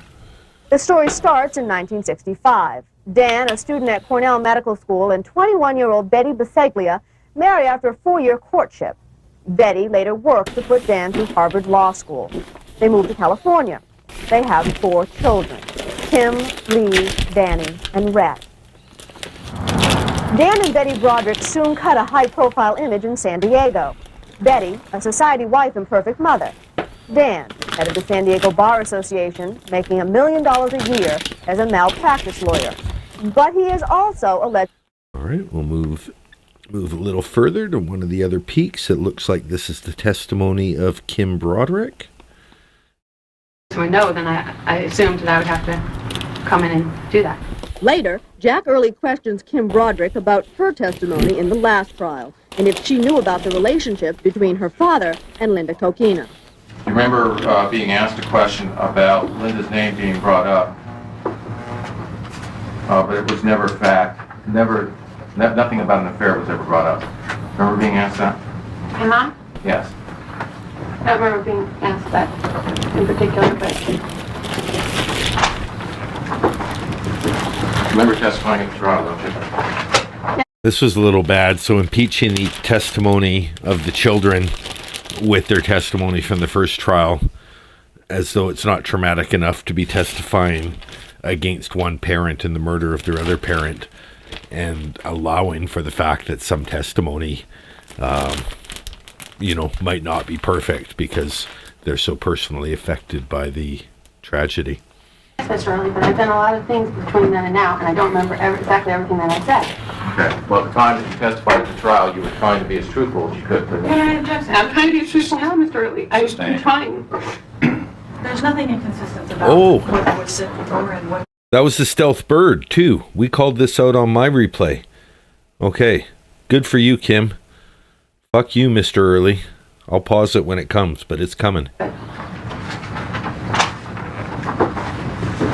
Remember testifying at the trial, don't you? Yes, Mr. Early, but I've done a lot of things between then and now, and I don't remember exactly everything that I said. Okay. Well, at the time that you testified at the trial, you were trying to be as truthful as you could. Your Honor, I object. I'm trying to be truthful now, Mr. Early. I'm trying. Trying to be as truthful as I can be now, Mr. Early. I'm trying. Fuck you, Mr. Early. Fuck you very much, Mr. Early. We'll leave it here for a second. How's everyone doing tonight? See 23 of you in the chat here. I think you guys seem to be enjoying yourself. I'm enjoying a lovely vodka cranberry. We know that Sarah will never be able to enjoy one of these again. I am drinking from a handle of Banff Ice vodka. I haven't been paid by Banff Ice to promote their vodka, but I would happily take a promotion. Banff Ice, if you'd like a YouTuber with just under 1,000 subscribers and screenshots of people giving the bird to the camera to promote your liquor, send me money, send me money, send me money. Is everyone having a good time? What are you guys' medical drinks? Am I drinking alone? I'm going out to a show tonight. There's something called Rock of Ages. It's a local theater company, and they're singing songs from groups like Poison, Motley Crue, and whatever as part of a stage production. So I'm looking forward to that. That's going to be fun. I hope I don't get too crazy, so I start singing along. Those songs were definitely in the tenor range. They're not in my range, so I don't feel like I'll feel compelled to belt out the lyrics to You Give Love a Bad Name, but could happen. Could happen. Anyway, do we agree that's the bird? That's not a stealth bird. That's in your face. Fuck you. Quit asking me about this. I'm doing the best I can. I'm doing the best I can. There's nothing inconsistent about what was said before and what is suggesting is being said now. I object to this attempted impeachment. Defense attorney Jack Early's... Yeah, I'm not a drinker either, Deborah. I do kind of enjoy it occasionally.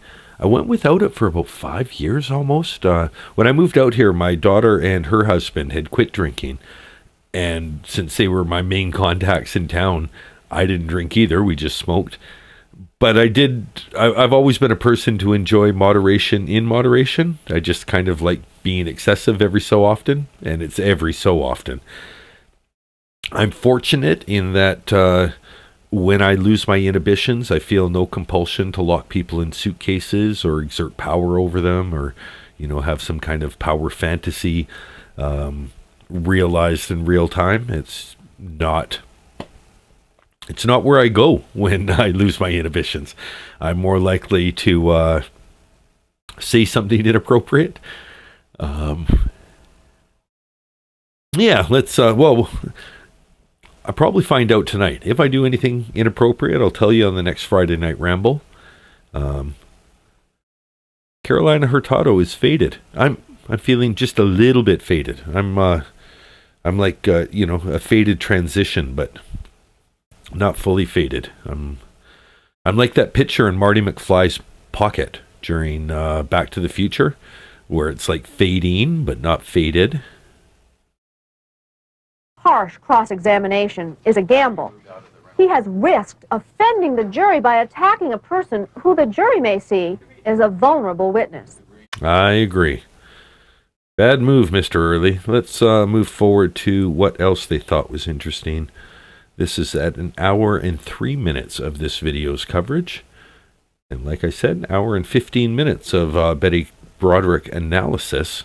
And then we're going to move into a little bit of Her Final Fury starring Meredith Baxter. It's the part 2 of the Betty Broderick story. I'm going to have to be really brief with the clips from that, and I'm going to put it in the inset because that is an original creative work. So, I'm going to have to try the tongue twister in a second. All right, Betty, I'm not doing any color correction. This looks like it's a little heavy on the yellow, but they call it mellow yellow. Just butter it. A project for school and had to talk about what his last name meant. And you told him that it meant and when he... I'm so lucky that I was at the perfect part of my sip that I didn't spit it all over the screen. Betty's son got sent home with an assignment. What does your family name mean? And Betty said, tell him that your family name means fuckface.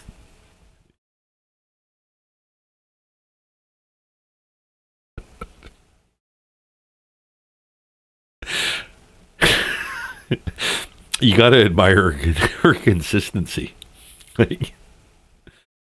Okay, that's not appropriate for school. I'll just dial it in. Nope, not Betty.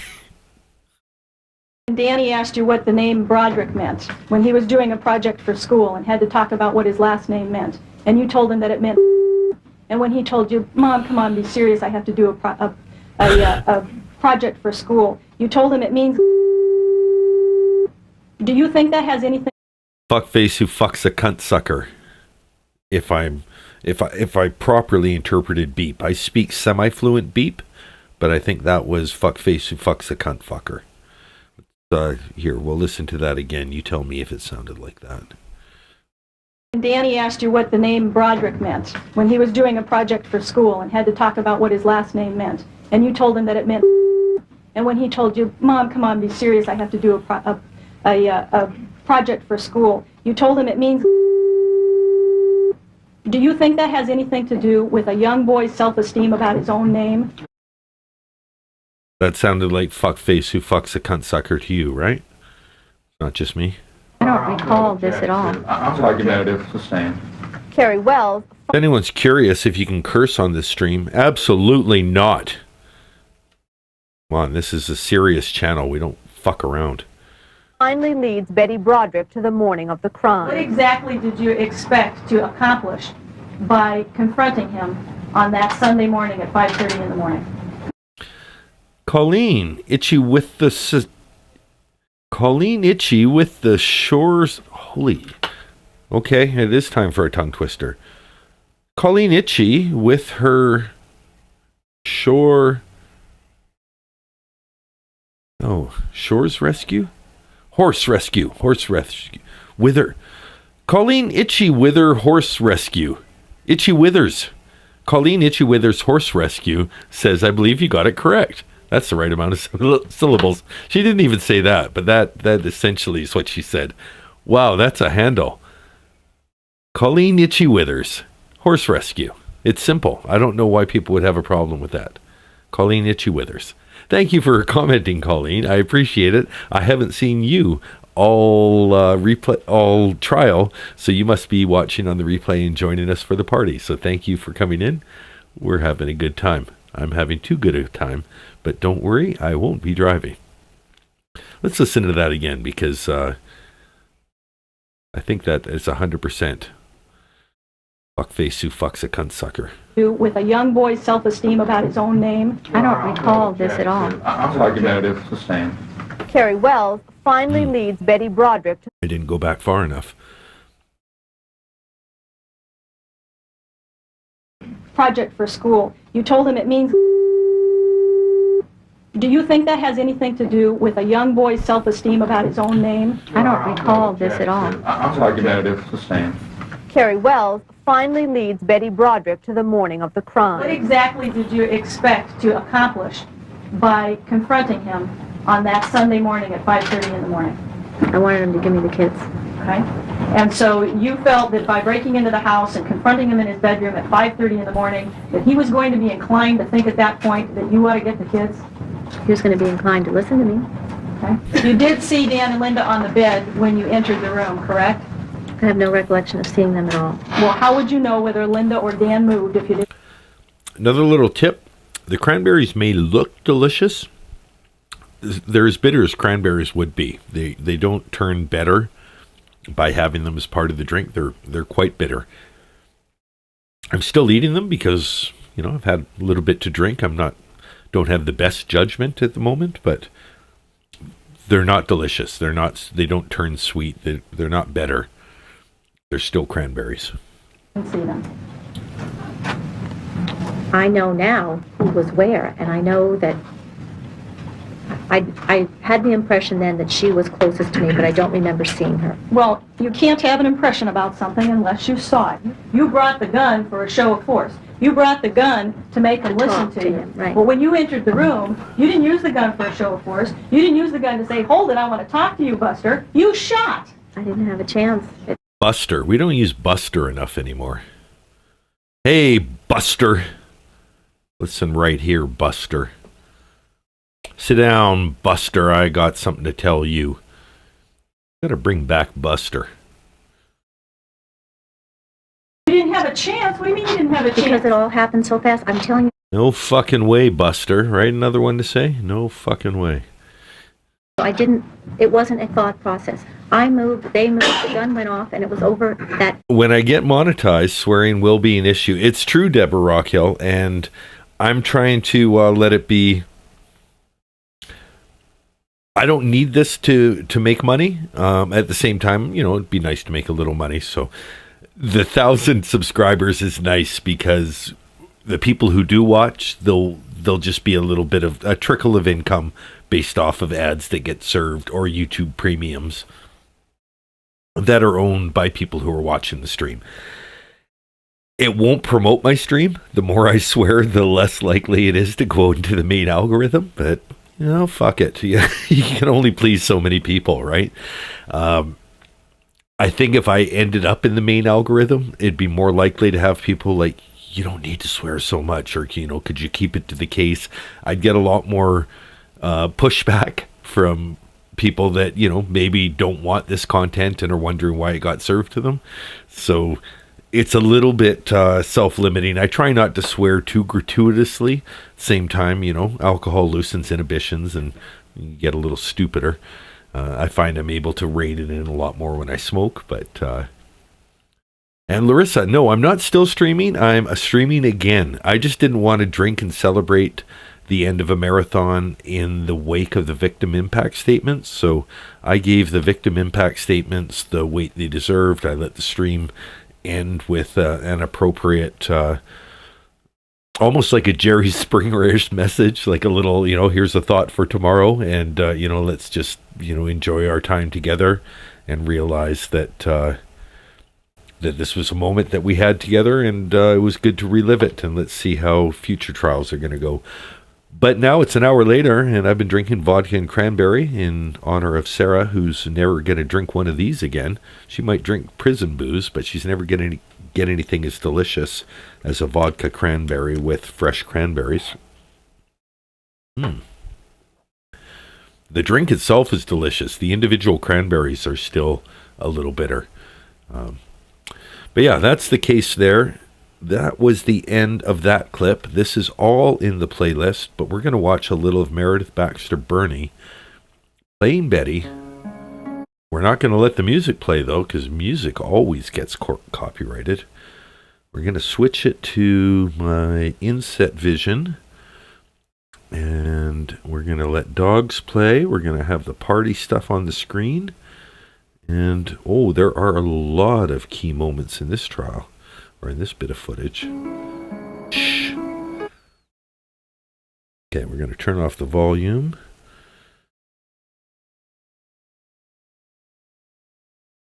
How does it start? Okay, let's see how it starts. We'll put the volume back on. We'll give it 1 minute. It's in the mini window. Yes. This is Betty waking up. Or if it's not Betty, it's someone with extremely blonde hair. It's Betty. In bed with one of her children. Kind of woke up like the Undertaker there with no arms, just that full torso sit up. If you guys watched any WWF wrestling, the Undertaker kind of patented that torso rise as his move.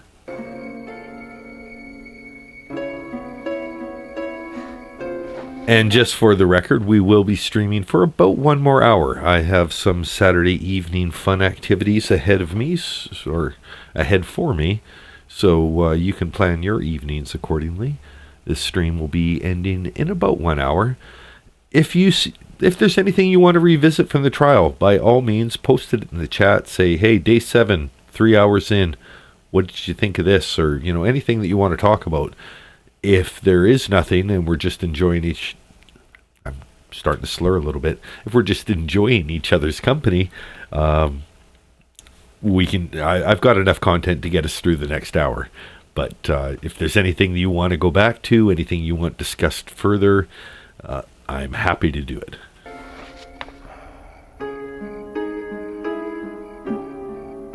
Kellya's here. When did Kelya get here?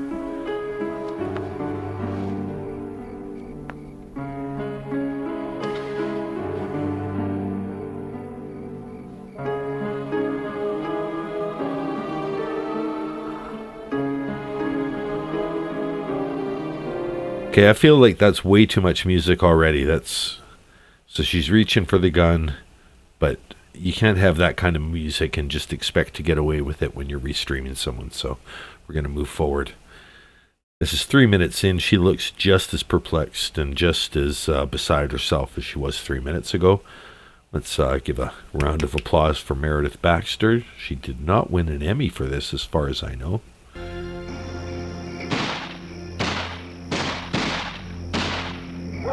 Okay, we know what that was. Let's move forward another 6 minutes. Do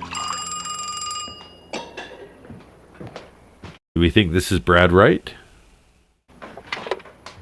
Hello. Katie, what time is it out there? Probably Brian Forbes. Brian Forbes was the neighbor who found out that something was wrong.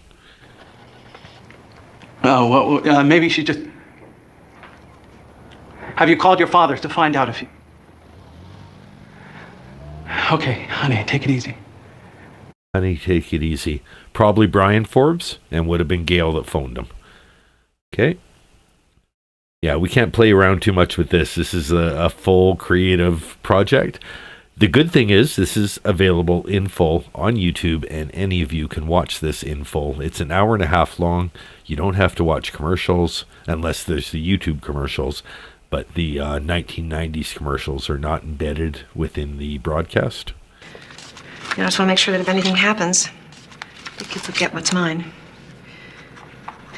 Kate. Oh my God, she's writing her will out to her daughters to let them know.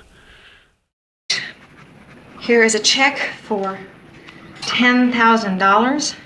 Buying their love. I want you to cash it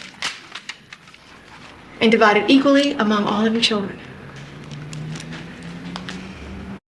This is kind of crazy. So yeah, without context, we're just going to watch little 30-second clips of this until we get through it. And I'm just choosing some of the highest watched moments, rewatched moments, that sort of thing.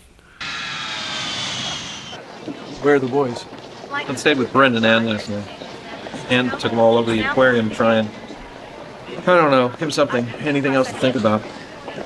We'll take them over to my house. Appreciate your taking them in, Kevin. Hey, Dan wouldn't have done anything for me. He's the greatest. He's the greatest friend you can ever have. That's interesting. So this is post-death, and two of them just saying Dan was the greatest friend you could ever have. I'd imagine this may be the brothers talking to each other. The kids need me. I need them. I do understand, and I'll make the judge understand. I promise. That would be her talking to Jack Early. Skip ahead quite a bit now. This is going from 22 minutes in to 54 minutes in. Oh, little trial. This would be from the 1990 trial because she didn't wear this this loose blouse during any of the 1991 trial coverage. It was almost exclusively that peacock sweater. Didn't matter how many days she testified, she wore the exact same outfit. She definitely wanted that look. Husband is telling you that you don't please him anymore. Then you try to do whatever it is better. So I tried to be better. I lost weight. I let my hair grow long the way it was when I was in college.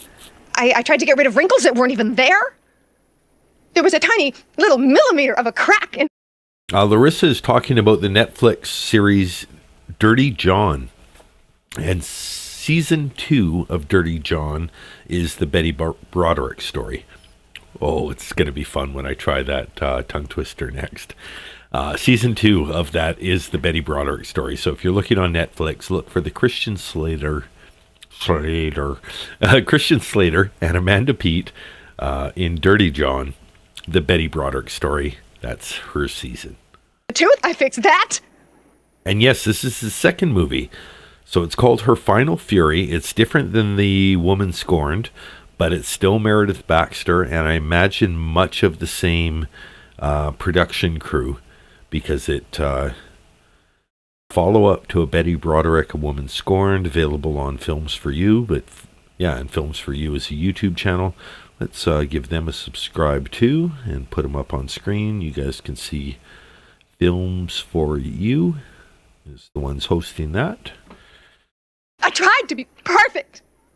Absolutely, flawlessly perfect for Dan Broderick.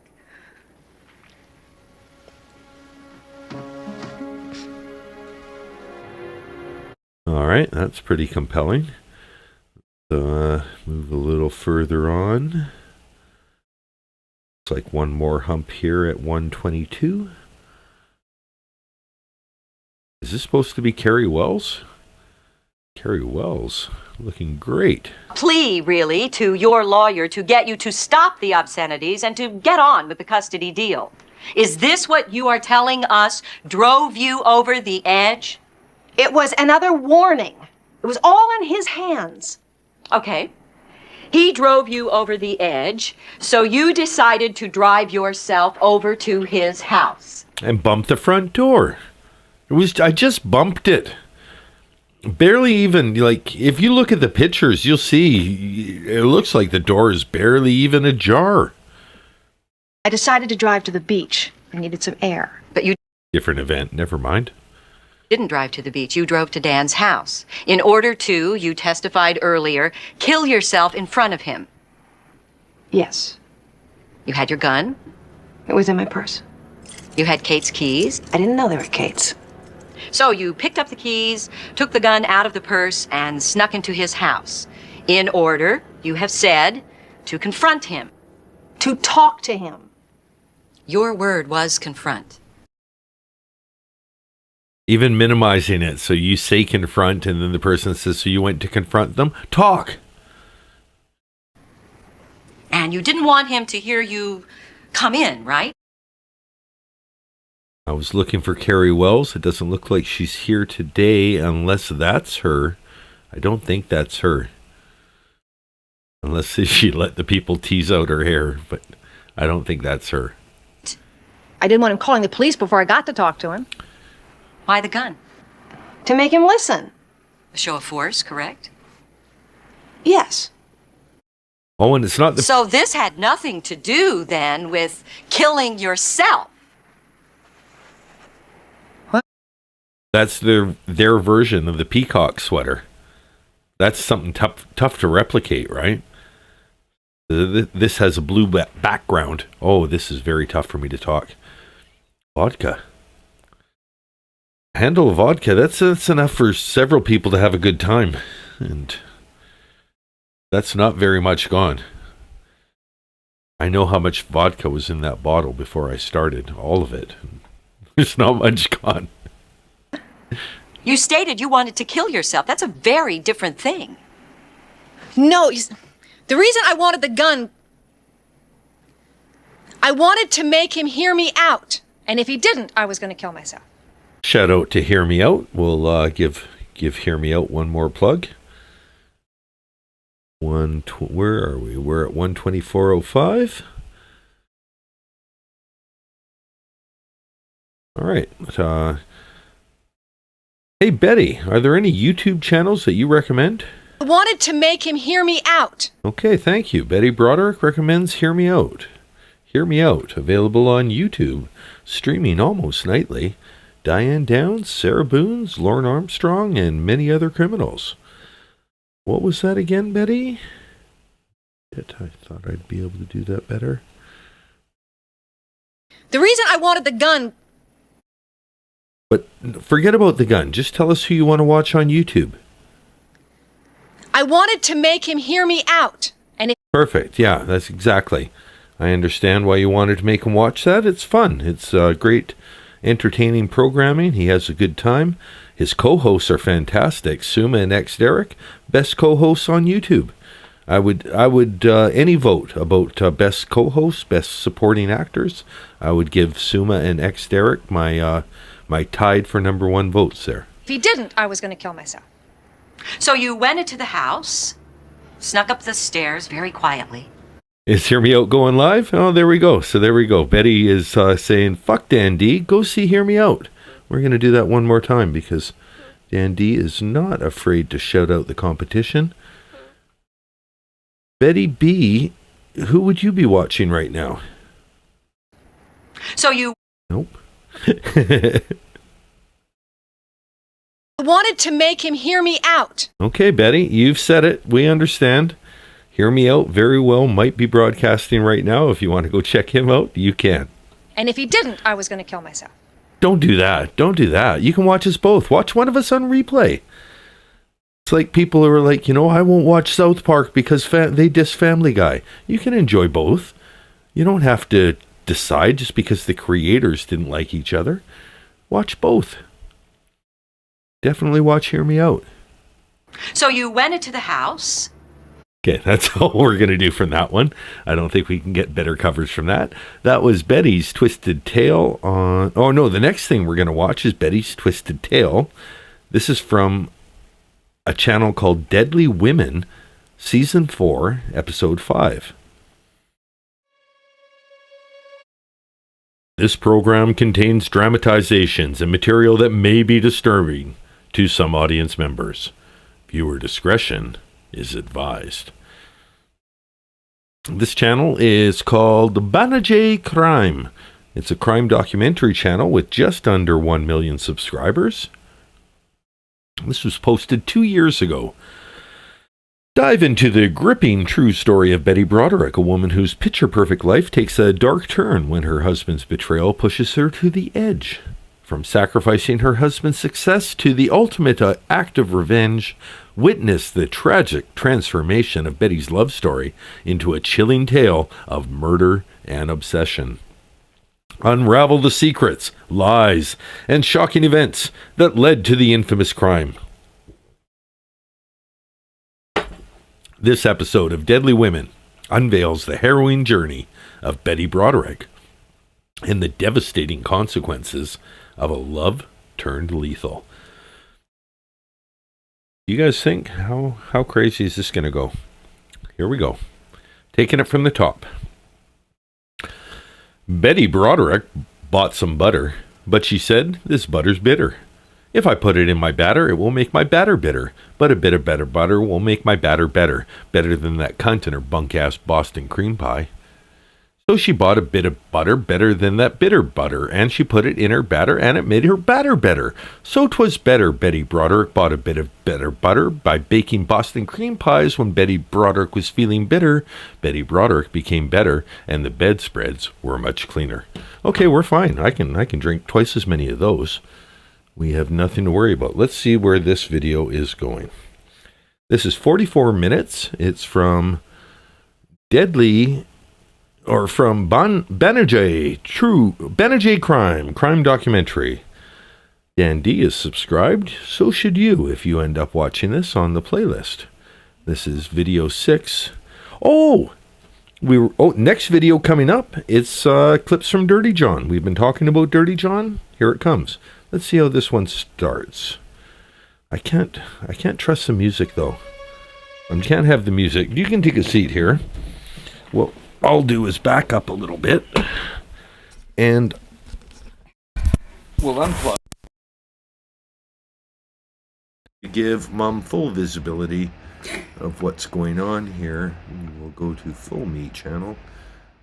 That's not even Full Me. Oh, we'll get rid of the Betty. So there's some of Mom of Lola, and we get rid of that. There is all of Mom of Lola. There we go. Mom of Lola has joined the broadcast. Hello, people. Mom, what can you tell us about the Betty Broderick Marathon? Very boring if it wasn't for your repartee. Oh, well, you saw some of it in the 90s, right? Well, I was experiencing the same thing at the same time as Betty, you know, and You need a drink? I'm a little concerned because we are going out together tonight. No, and, no. Just do I want a drink? Don't be concerned. I'm offering a drink. Would you like a drink? I'll have a drink. Okay, so you're not that concerned. Go ahead. Tell me more about Betty. So Betty, yes, Betty. She had she had a lot of sympathy. I remember back in the day. You know, a lot of us women were getting divorced when we got married in 1970. Full You got of dreams. divorced. I was getting divorced at the same time. So How did your children handle it? I decided not to fight with your father. Right. I think you handled it better. You were ready to be the man of the house. Right. I think your younger brother wanted things to be the way they were, the way they used to be. You know, it was hard. It's way harder on the kids, you know. You ever think? Hold it. You ever think of bumping the front door? No, I did tell you that I did think about the pillow on his face, and I didn't know. Well, okay, hold on. We don't need to. There's a statute of limitations, and just so anyone who's watching at home, Dad is already dead by natural causes. So, quite apart from any feelings you may have had during the marriage. You know, I can understand the anger and the hatred and everything, but it just makes you angry, and you can see how it made her ugly as time went by. That's the thing, you know. You were out in the sun today, and No, I'm flush. I've been drinking. Yeah, a little blush never hurt anybody. Oh my goodness. Continue. No, I'm interested. Tell me. Where was I? You were talking about the divorce and The divorce, yes, and the effect on the children. Well, and the context of the times too. The context of the times. What like I did you said, think you were going to do for a living? You know, I was really scared about what I was going to do for a living because Right. I wasn't a lawyer, or I was, you know, like a regular working clerk for whatever women were making in those days. You worked as a accounts payable for an auto dealership, or Yeah. like used cars. Parts inventory person. Anyway, I had low-paying jobs, but the thought of living with your father scared me more than living alone and making it work. So, Right. You know.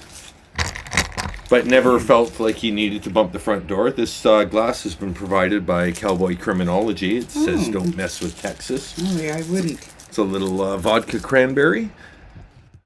Sorry to interrupt your flow. You want to try and read this?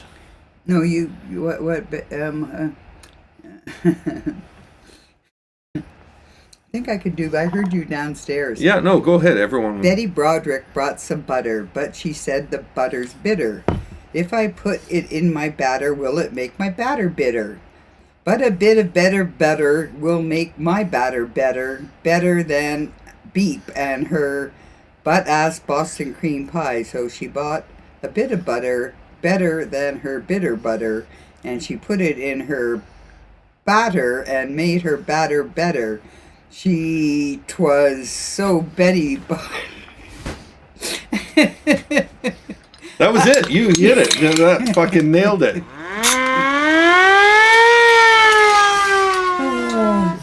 Not bad. So we're watching clips of I see that, yes. various Betty Broderick footage. So I remember now I probably know Betty Broderick better from the movies that they made about it than the actual watching of the trial. You know, the trial would be on Entertainment Tonight or something like that with the highlights and everything. And this is kind of what we've been talking about in the chat, is how that may have affected the way that people interpreted the court findings, because you don't watch the entire court hearing. Exactly. You watch the nightly news, you watch the made-for-TV clips, movie. The funny things, yeah. Yeah, exactly. Yeah. So how do you think now, having watched a lot of the trial in full, how does it change the way that you think about the way that you felt maybe 35 years ago? Do you feel like Betty is a sympathetic criminal? No, Betty, I do not sympathize with someone who puts their own feelings before their children. I mean, when I had you, my whole life, my whole perspective, you know. Well, I'm a delight. So. But even people with regular children. You know what I mean? So, you're Dan's mom, eh? Yeah. No, but the people with children that aren't as special as I am. You know, sorry. You got to put your kids first. That's what I, like always. And, so I knew that you'd have a roof over your head and that we'd muddle through and everything. Living with one parent who was semi-happy, then two parents who were totally unhappy, wouldn't have been good for either of you at any time, right? So. Yep. Anyway, so what are you looking at here when you're... Okay, so right here, this is a video called Banijay Crime, or the channel is Banijay Crime. This is a huge channel. They've got just under 1 million subscribers, and they put up a video about Betty Broderick about 2 years ago. So what I'm doing for the people who are watching is just looking on the scroll bar. You see where all those peaks are? And I'm just going to the best parts of these videos. Playing a little bit for them. How do you know that it's the best part? Well, it's just the parts that people who have watched the video have rewatched or whatever. Exactly. So we'll watch about 30 seconds of it, and we'll try and talk amongst ourselves here and be quiet, but and let the audience hear about 30 seconds to 45 seconds of this, and then if they like it, they can go into the playlist that I've posted and watch it in full, because this is 45 minutes. We're not going to steal 45 minutes of content, but I'll steal 30 seconds, right? So that's what we're going to do here. I don't know what this is about, but people liked it. And hit her. Well, it hit her in the facial area. She had told us that later on he had jabbed her in that same area. Okay, so this is a psychiatrist talking about some perceived slight, something that happened where she got maybe even abused during their relationship. Yeah. Didn't come up in the trial. There was no allegations of physical abuse. Yeah. Hopefully she learned to keep her eye on the ball. Keep her eye on the ball. Stay in You your lane. see the black eye there. Mm-hmm. Do you remember the Sarah Boone trial? Do you remember the black eye that she had? No, I don't recall. It was ridiculous. It faked didn't it? look like this. This is, Hollywood knowing what a black eye looks like. That's not a real black eye. Mm-hmm. It looks 1,000% more real than Sarah's black eye did. You know what I noticed? That there's a difference for being a woman, being a battered woman, and being a woman in a toxic relationship. Yeah. Both of them can make you crazy. Both of them can, bring you down a rabbit hole. But a battered woman, I have nothing but sympathy for. You lose your humanity. In a toxic relationship, there's always a moment getting up in the morning like this bitter batter is no longer working for me, and you have to let go. Well, you're trapped, yeah. And if anything, your sleep time is your only escape, and that's also the most dangerous time of your life. You don't know what's going to happen while you're asleep. And yeah, devastating. Let's see, some people are making comments. Oh. Yeah, here's a question. Mom, who is your favorite child? The one I'm with. Oh, take that, number 2. I know you watch sometimes.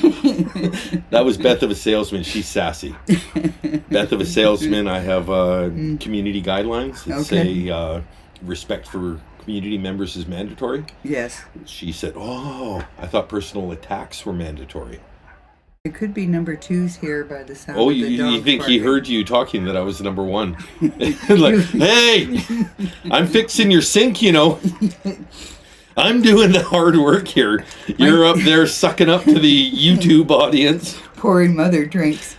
Yeah, my number 2 son, he's my There was some son. comments. I might have poured heavy. They thought I poured you a little heavy there. All yeah, right, probably, but I'm only going to have one. I can add more mix. No, I'll Wow, there's a lot of comments. People are really enjoying you being on the stream. Or are they now? Yeah, you might have to show up. Hello, Mom of Lola. We love you. Aw. Yeah. Hello, Dan and Lola's mom.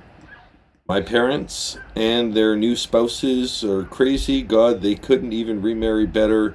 It got worse. My dad married 3 times, and it got nothing positive to say about marriage. That's Larissa.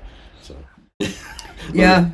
Yeah, certainly. I had his father for 20 years, and then I fell in love with a much younger man, and he was a drinker, and I thought, if I just loved him enough, I could fix him. And I was disabused of that notion after about 18 years. So. I'm very happy. Another one to say says, careful, Momo, you rock. I used to rock. Yeah. Yeah. Mom is so cute, says Victoria Carmen. Aw, for sure. Another one to say, could never drink with her mom. Even as an adult, I'm lucky. You don't know. Yeah, I have lots of opportunities. I don't take all the opportunities. I enjoy a wine, and sometimes I open the wine and he goes downstairs, and that's the end of... My rule is if you weren't drinking with me to start, you don't get to just show up halfway through you're drunk and just, hey, welcome to the party. If we drink I together... talk to you about your father. Exactly. I'll stick it out to the end if we started together, if we cracked the bottle together. But yeah. Okay, how many kids? How did you support them? How many kids did you have? Just the two. Just the two. There's no and, secret kids. Now's the time to tell. No secret kids. No, just the 2 live births. And how did you support us? Oh, by the skin of my teeth. But Well, you know. I remember you were a waitress. Oh, I was. Oh, my jobs. Well, that's. Did you have another way of supporting us? Number 2. Is number 2 here? It's documented, Dave. I'm the favorite. Yeah, right. Yeah, no, it's online. You can talk to the people on here. That's my brother. He's the second favorite. And we were talking about wine. We brought Mom some wine. Oh, I'm drinking cranberry stuff. Yeah, it's Hi, Bubba. wow. No, this is too classy. Careful, it's open. That's my favorite. That's her favorite. Ceruluzio de Bruzio Doc. Oh, it's from Italy. Yeah. My favorite. Oh, Fragili. It's like a major prize. Careful with it. Yeah. Going down. Okay, well, the party's here. We are going out in a half an hour, but I told them I would be busy with you guys. I'm going to let you wrap up. Okay. Hi, Lola. Lola, do you want to come here into the stream? No, you're... Oh, she's hyped up. Oh, yeah. She's hyped up. All the people are here. Got them all riled. All right. Okay. Well, that was fun. Okay, well, you've been immortalized. You're on the stream. Another one to say is smoking Gorilla Glue. It's the name, no glue involved. It's strong. Yeah, Gorilla Glue's a good strain. Ooh, it's never bright. had that, yeah. Are you heading out? We'll wait for you to finish The up. stories you must hear. Oh, the things I could tell you. The things I could tell you. Things I don't even remember Yeah. that they say I was there and I wasn't, I'm sure. All right. Are you guys heading downstairs? You're gonna We'll leave me? sit down, we'll finish and Okay. you wrap it up. Well, keep it down there. I've enjoyed listening to you guys talk to my boy and going through this thing here. It's been quite an experience. I've come a long way since Expo 86 when I saw my first phone. They had the first one where you could see someone in another room. Oh, we thought that it would be video phoning all the time? None of us, how could I answer the phone? I'm with not my answering the curlers phone on. if I have to answer it with the way I look. Bye-bye, girls and gentlemen. There are men here. Yeah. There are men there? There are men. There are occasional men. They're Barry cool. Adams is a very fine gentleman that he gifted 50 memberships at once to people on the stream. Just enjoying the enjoying. content. Well, you're a very enjoyable person. I've been told that for a long, long time. Take care. All right. Goodbye. Goodbye. Shut the door behind you. We'll do it again. All right. I'm plugging back in. I apologize for that. My God, how rude. I can't believe they would come here and take up all your time like that. Right, we're back. Did you get some sun? Your face is red. Yeah, no, I'm just a little fucking wasted. All right. Let's get her all back together. Let's dial it in. Let's maintain and focus. I don't feel maintained and focused. I can't hear myself in my ear. I'm not supposed to. Too bright behind me. The background can't even keep up. The background doesn't know what's going on. It's fading between the studio. You guys had a good time? You enjoyed that? You enjoyed meeting Mom? I told Mom it would be great if she decided to pop up for the end of the marathon. So, yeah, we get along. How much did I weigh at birth? It was 10 pounds. I was, that was a question from A to B. I was 10 pounds and it's some ounces, 10 something. I was also 9 months and 3 weeks gestation, pretty close to 10 months. I was expected to be a July baby and turned out to be a late August baby. So I liked it in there. It was cozy. It was warm. I was like, I'm in no hurry to get out. And then as a baby, I slept late. I like to sleep in. The other moms were like, oh, my baby wakes up all night. Oh, mine sleeps in till 10. And then all of a sudden, as a teenager, it was like, oh, mine sleeps in till 10. School starts at 8. I can't get him out of bed. We got a little off topic. We had fun. We will put up the window. There it is. Mom, brother, sister are downstairs. I have a half hour more to spend with you. Let's see what this scene of this bit is about. You guys have waited patiently. I was big. Yeah. Little Chris Griffin. Like, local mom gives birth to elephant. Actually, I don't believe very much of anything she said in the trial. I think it was all made up, prefabricated, and the jury bought into it. The jury's verdict will be one of the most controversial in Tennessee history. They kicked out first-degree murder. They even kicked out second-degree murder. That doesn't sound like Betty. Have they got this wrong? I was distracted by Mom. You know what? We're just going to skip this because I don't know what's going on here. It's in the playlist. If it is about Betty, you can find out, but they lost me. Dirty John Series 2, the Betty Broderick story. I say. Okay, there's two main humps in this one. We will go to hump number 1. Oh, that got shown in the trial. Okay, this is actual trial footage. Interesting. So even though it's a recreation, they are using real footage. This is elements from the Netflix series. So because it is current, I'll also shrink it. We'll watch it on the inset screen. There. We'll do that. Hey, let's party. There's the dogs. Here's the show. called her parenting into question and led to her losing custody. She didn't help her case by leaving frequent abusive answer phone messages. You're not supposed to come to the phone at the house. You're supposed to at the house, answer the phone at the office. And causing extensive damage to Dan and Linda's property, including, as seen in the show, smearing a cream pie over Dan's bespoke suits.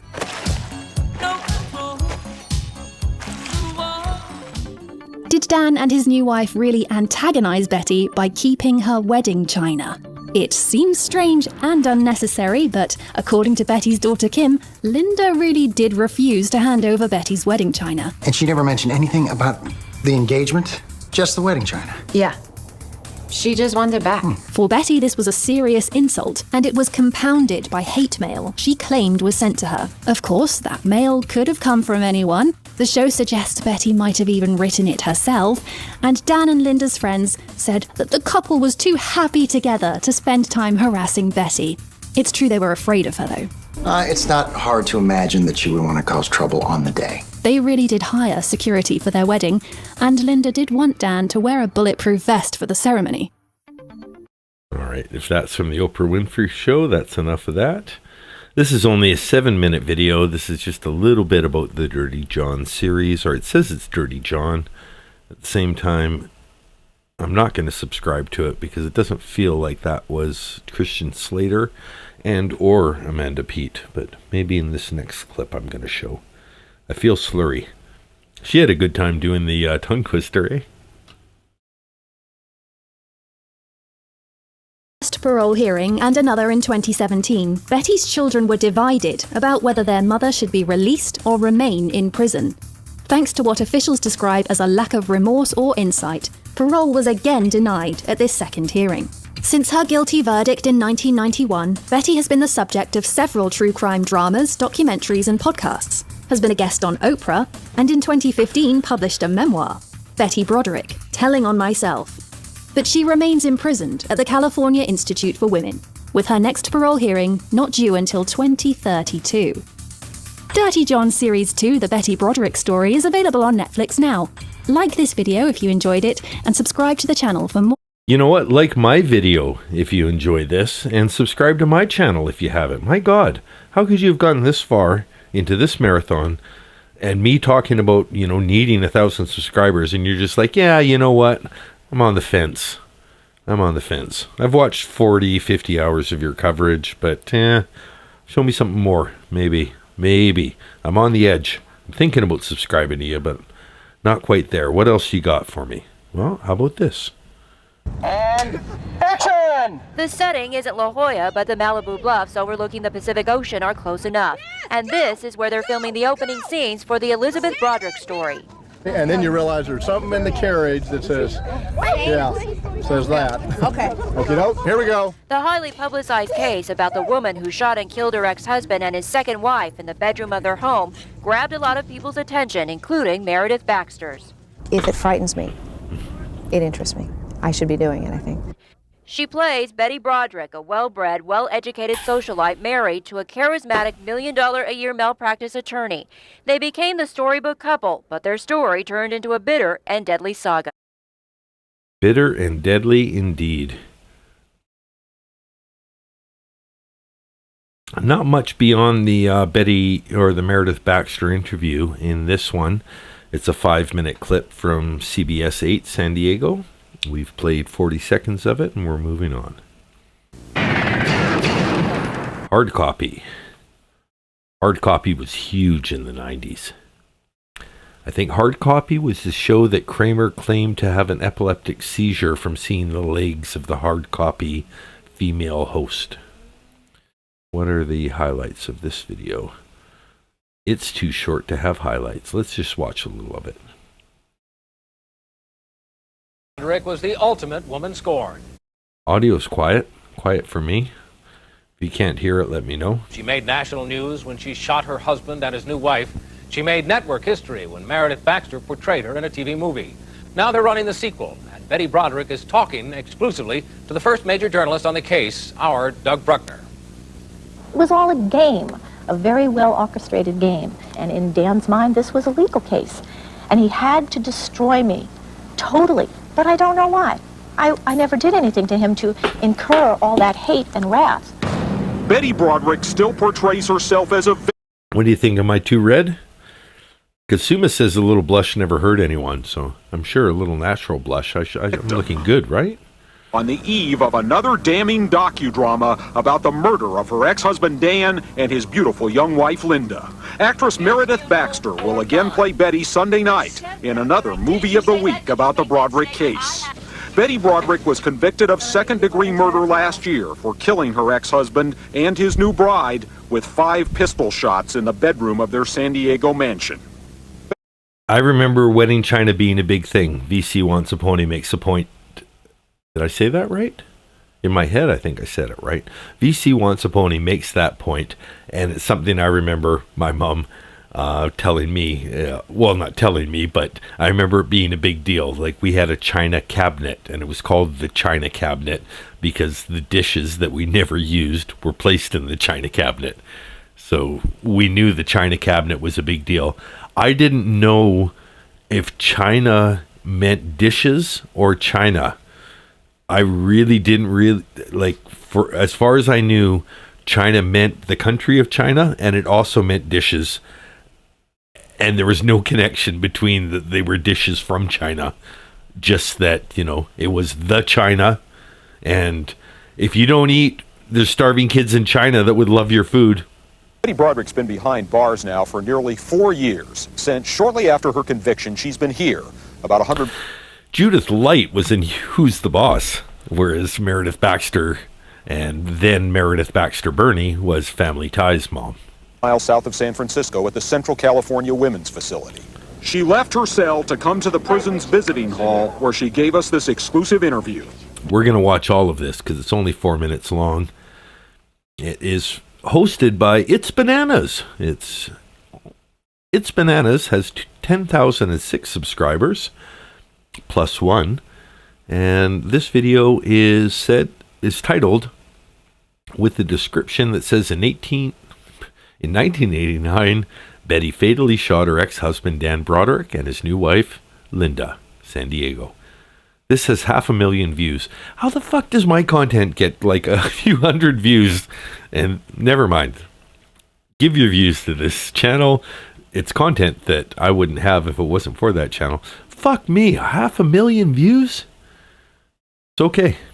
It's okay. It's okay. Do you feel remorse for what you did? VC Wants a Pony has gifted as many gift memberships as bullets Betty shot during the commission of her crime. 5 gift memberships go out to Tamara Donan, Linda Vernon, Dreadful Penny 2. Dreadful Penny 2 has a wonderful channel. If you haven't checked out her channel, she does Sarah Boone coverage.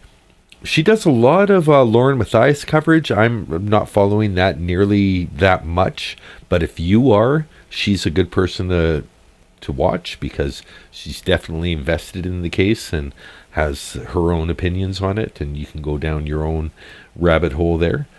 Oh my God, my secondary channel received a gift membership thanks to VC Wants a Pony. Dan D Reads is a channel where I was reading Robinson Crusoe, and I will go back to reading Robinson Crusoe as soon as this marathon is done. But yeah, I was reading that on my iPhone. I upgraded to a MacBook. I wanted to learn how to use the MacBook. I've learned how to use it doing this, and somehow I've been gifted a gift membership to my own channel by VC Wants a Pony. That is delightful. I love it. A fun gift membership story to share is Bella's mom is a member of the channel, and she was trying to help Bernice Conklin guide her through, how do I make myself available for gift memberships? Because 2 gift memberships had been given and other people got them. And Bernice is like, how do I, I've never been given one. Anyway, people in the chat helped her through it. And she's like, I think I've done it. I think I've activated it. So Bella's mom says, okay, I'm going to give one. Hopefully it goes to you. And like Babe Ruth, call it a shot, 2 strikes, points to center field. Bella's mom gifts 1 single gift membership. Bernice Conklin gifted 1 membership by Bella's mom. It was an amazing moment in the Betty Broderick marathon, and I'd just like to bring it up there with VC Wants a Pony, who was one of the first. There was 3 people who joined my channel before I uploaded. So after I unlocked memberships, but before I uploaded a new video, they signed up for memberships sight unseen. I could have never done another video, and they were that invested in Dan D True Crime that they signed up based off of everything they'd seen before. Thank you, VC Wants a Pony. Thank you for supporting Dan D True Crime, and thank you for sharing memberships with people who maybe tuned into one short and have no idea what I'm doing now, and will wander back in to see what a fun little community this is. Thank you, thank you, thank you. I feel such terrible remorse for what we've all been through from 1983. It'll almost be 10 years now. 10 years, I find it so meaningless what we've all been through. What was the point of it? What was the point of any of this? What was the point of them conducting... Yesterday's ramble may have been my lamest. It's possible, because I don't remember doing a ramble yesterday. Was I online rambling? That's crazy. I'm going to have to watch that. all this and lying, and I just never saw the point in it. I didn't know why they felt so compelled. VC Wants a Pony is also a member for, it says 2 months, but that's bullshit. She's a member for 3 months. She's got the Pro Se as her badge, and that's because VC Wants a Pony is a founding member. So regardless of the 2 months that it is telling you, VC Wants a Pony has been a member as long as anyone has been a member to Dan D True Crime. To destroy me. The story they were telling and trying to put over on people wasn't the truth. It doesn't sound like in October 1992 that you're sorry that you did it. I'm sorry about everything. Sorry about the whole thing. 2 people are dead that could have had wonderful lives, and I should have been 10 years down the road. 10 years is a long time. To an entirely new life. That's funny. So Colleen Itchy Withers Horse Rescue says, if you have an active channel, like you stream, like I do all the time, you are never gifted memberships. I can concur with that. I was gifted one single membership, and it was before I ever uploaded content. It was just a random political show that, I was just watching various political streams. I think when they introduced memberships to channels. Anyway, I got gifted one, and that was the one and only gift membership I ever got. After I started my Dan D True Crime channel, I was active in the chats. I was constantly in the chats, and I was like, why aren't I getting gifted a membership? And I thought it might have something to do with being on an iPhone or whatever, but I can concur. With an active channel, it hasn't given me shit. That said, my Dan D Reads has been an inactive channel. I haven't done anything on it because I've been so busy on this one. So somehow it qualified for a membership. Anyway, you guys don't want to hear about memberships anymore. I mean, we all had so much potential and possibilities. Why was this so destructive of everyone? The grim story that has come to an end at this lonely prison began with a joyous New York State wedding in the 60s when a stunning young Betty married Dan Broderick. Stunning. They raised 4 children together. Betty helped put Dan through law school. And then, 17 years later, when Betty looked like this, a beautiful woman in her 20s caught Dan's eye. Dan left Betty and later married Linda Kolkina.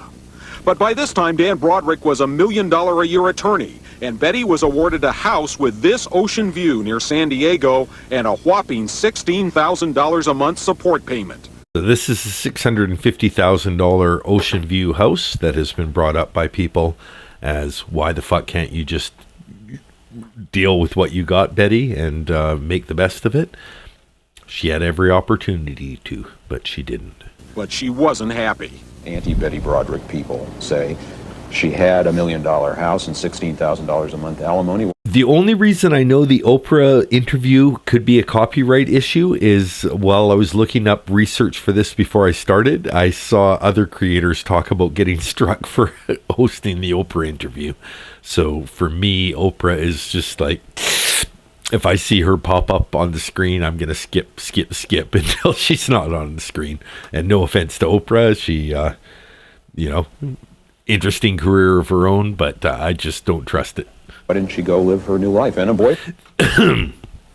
The other thing, and I'm a little scared of that's why I separated this from the end of the stream, partially out of respect for the victims too, but also just knowing that any news channel, Sinclair News hit me with a very spurious copyright strike, and it's possible I'm going to get one on the videos we do tonight, but I know I'm allowed to have 3 and I only have 1, so fingers crossed I only get 1 more tonight. And for that matter, why didn't she go away and live her life and leave them alone? Me leave them alone? I would have loved to have done that, and that would have been the plan, is to... And I understand fair use, so everything I'm doing, like by putting it in a small window in the corner, it might not be as good for you to watch, but it changes the footage to the point where you can realistically say anyone who wanted to watch the footage would have watched the real footage. My footage isn't taking away from any rewatch of theirs. The only reason people are watching my footage is because it's me presenting the footage rather than me leaning on the original footage. So that's the reason it's up in the window there. Whenever it's court footage or something that's public domain, I'll put it as full screen as possible. And my thinking there is that's the public domain footage, so you guys should get the best view of it. I feel very, very slurry at this point. I only have 15 minutes left. Let's let her finish, and then we'll go to the next video. We're at 9 of 16, and I only have 15 minutes Be left. left alone and have $1 million house and a boyfriend and a car and everything, but that's not the truth. The house was in his name. When I finally got it in late 1989 in my name, I didn't have enough monthly money to stay there. So the first thing I did was put it on the market. It was Hey, Mandy. I couldn't stay there. And all the years of this, when he was telling people he bought me a house, it was a total lie.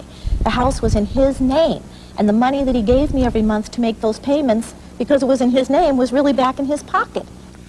Betty says now that the bitter feud that ended in the murder of Dan and Linda wasn't about money, it was about love for her 4 children. custody, she says, was what the battle was all about. Okay. But at trial, Betty's daughter Kim took the stand as a prosecution witness against her mother. Betty's children have yet to visit their mother at this prison, but she says things are better now. The logistics of it has been difficult, but they're able to come as much as they want. I'm able to talk to them a lot more. We have a lot more freedom to be with each other than... I am actually not surprised that the relationship with her kids actually improved once the trial was over, probably because she didn't need to badmouth Dan nearly as much. This video is called Betty Broderick's Daughter Releases Book. The daughter of local notorious murderer Betty Broderick is telling her story in a new book. We've heard about this. People have brought it up in the chat. Man, I'm having a difficult time talking. It's only a 2-minute video, so we'll let the first seconds play out. Happened. It was a blur. And then we'll go to the peak. Broderick and her children taken inside a prison date back to 1993. Several years after the La Jolla socialite was sentenced for the murder of her ex-husband Dan and his new wife. It marked the first approved visit for her children since the sentencing. She was exactly like... Newly released photos of Betty Broderick and her her children taken inside a prison date back to 1993. Several years after the La Jolla socialite was sentenced for the murder of her ex-husband Dan and his new wife. It marked the first approved visit for her children since the sentencing. Okay, that's in the playlist. Here's a longer one. Episode 42, A Woman Scorned, Betty Broderick. Once Upon a Crime, True Crime. 20,000 subscribers, 84,000 views. In 1989, Betty Broderick guns down her ex-husband and his new wife. Did her cheating husband cause her to snap, or did she commit cold-blood, premeditated murder? True crime cases. It contains adult themes and may contain descriptions of violence. This episode contains explicit language. Really quiet? It is not intended for children. Listener discretion is advised. Okay, it's loud enough. Thank you for joining me for today's episode of Once Upon a Crime. This is an hour and a half long. It looks like it's audio only, so there isn't the significant peaks that you normally see with a video, but this looks like a fun bedtime listen because it's steady. The bar is, people are interested the whole way through. They're not dropping out. They're not just listening to key parts. But we will listen to 30 seconds from here and 30 seconds from maybe the most listened part. Nucleus were devout Catholics who worked hard and aspired to give their children a good life in Eastchester, New York. Elizabeth, known as Betty by her friends and family, was expected to focus on... Okay, no, that's just explaining the case, so let's get right into when it kind of peaks up here. ...was planned for April of 1989. Betty's rage now boiled over at the thought of being replaced by Linda. There was some weight to this reaction by Betty. In pictures, Linda looks very much like a younger version of Betty. Betty even went so far as to break into Dan's house to steal their wedding guest list. She then... I'm not driving. I'm a passenger. And, yeah, I'm 10 minutes away from just being kind of herded around. Like, I feel like I'm going to be treated like a sheep from this point of the evening out. began calling all the people on the list who had been friends with both her and Dan, and berating them. Okay, this is in the playlist. I think this is better as an audio book and as a listen, so we'll skip by that. Everything just came down. Everything just came down on me, and I just couldn't stand it another minute. This is from Christina Randall. Christina Randall has 2 million subscribers. I want you guys know that this video is for education. She's running a copyright disclaimer at the beginning of her video, which is fantastic because it also applies to my video, which is basically saying that under Section 107 of Copyright Act 1976, allowance is made for fair use for purposes such as criticism, commentary, news reporting, teaching, scholarship, education, and research. Fair use is use permitted by copyright statute that might otherwise be infringing. Yes, it is. Thank you, Christine Randall. Tell me more about the Betty Broderick case. Purposes only. Please remember to be kind to everybody everywhere, in your everyday life, in your home, in the grocery store, and especially in the comment section down below. I agree. That is, treat my comment section like Christina Randall's comment section. Let's skip to 3 minutes into one of her peaks. There's 3 peaks in this video. We'll watch them all. One of them is as soon as her ad ends. Easily in your purse or in your vehicle or in your pocket. And you can get your Elizabeth. Elizabeth Ann Broderick was born on November 7th, 1947 and grew up in Brooklyn, New York. Not my lover. Didn't I mention it? I just felt like it was inappropriate to have a celebration and get loaded after the victim impact statements. So I used the hour to go to the liquor store and buy booze so that I could get loaded on a completely separate stream that had nothing to do with the victim impact statements, and we're about celebrating the end of the marathon. So if you've just joined us, Not My Lover, make sure you scroll back. Mama Lola was a special guest here on the podcast, and it was a lot of fun. You don't want to miss that. Everybody called her Betty. She is the third of 6 children to her parents, Marita and Frank, who owned a successful... They called her Betty. Brooklyn, New York. But everybody called her Betty. And Betty, when you call me, you can call me Al. Call me Al. Ba-ba-da-da. She is the third of 6 children to her parents, Marita and Frank, who owned a successful plastering business. Tell me more. When Betty confronted her husband, he denied it, and it just did not sit right with Betty. She said that she knew that he was lying because one day, Betty waited all day and night at Dan's law office to celebrate his 38th birthday. She showed up there at 4 p.m., So in case anyone wonders how much a handle is a ridiculously large amount of alcohol. You can see how much is still swirling around at the top of the bottle. I'm over 200 pounds. I'm over 250 pounds. I'm over the weight of Sarah and George, considering Sarah's jail weight, not Sarah's, 103 pound weight.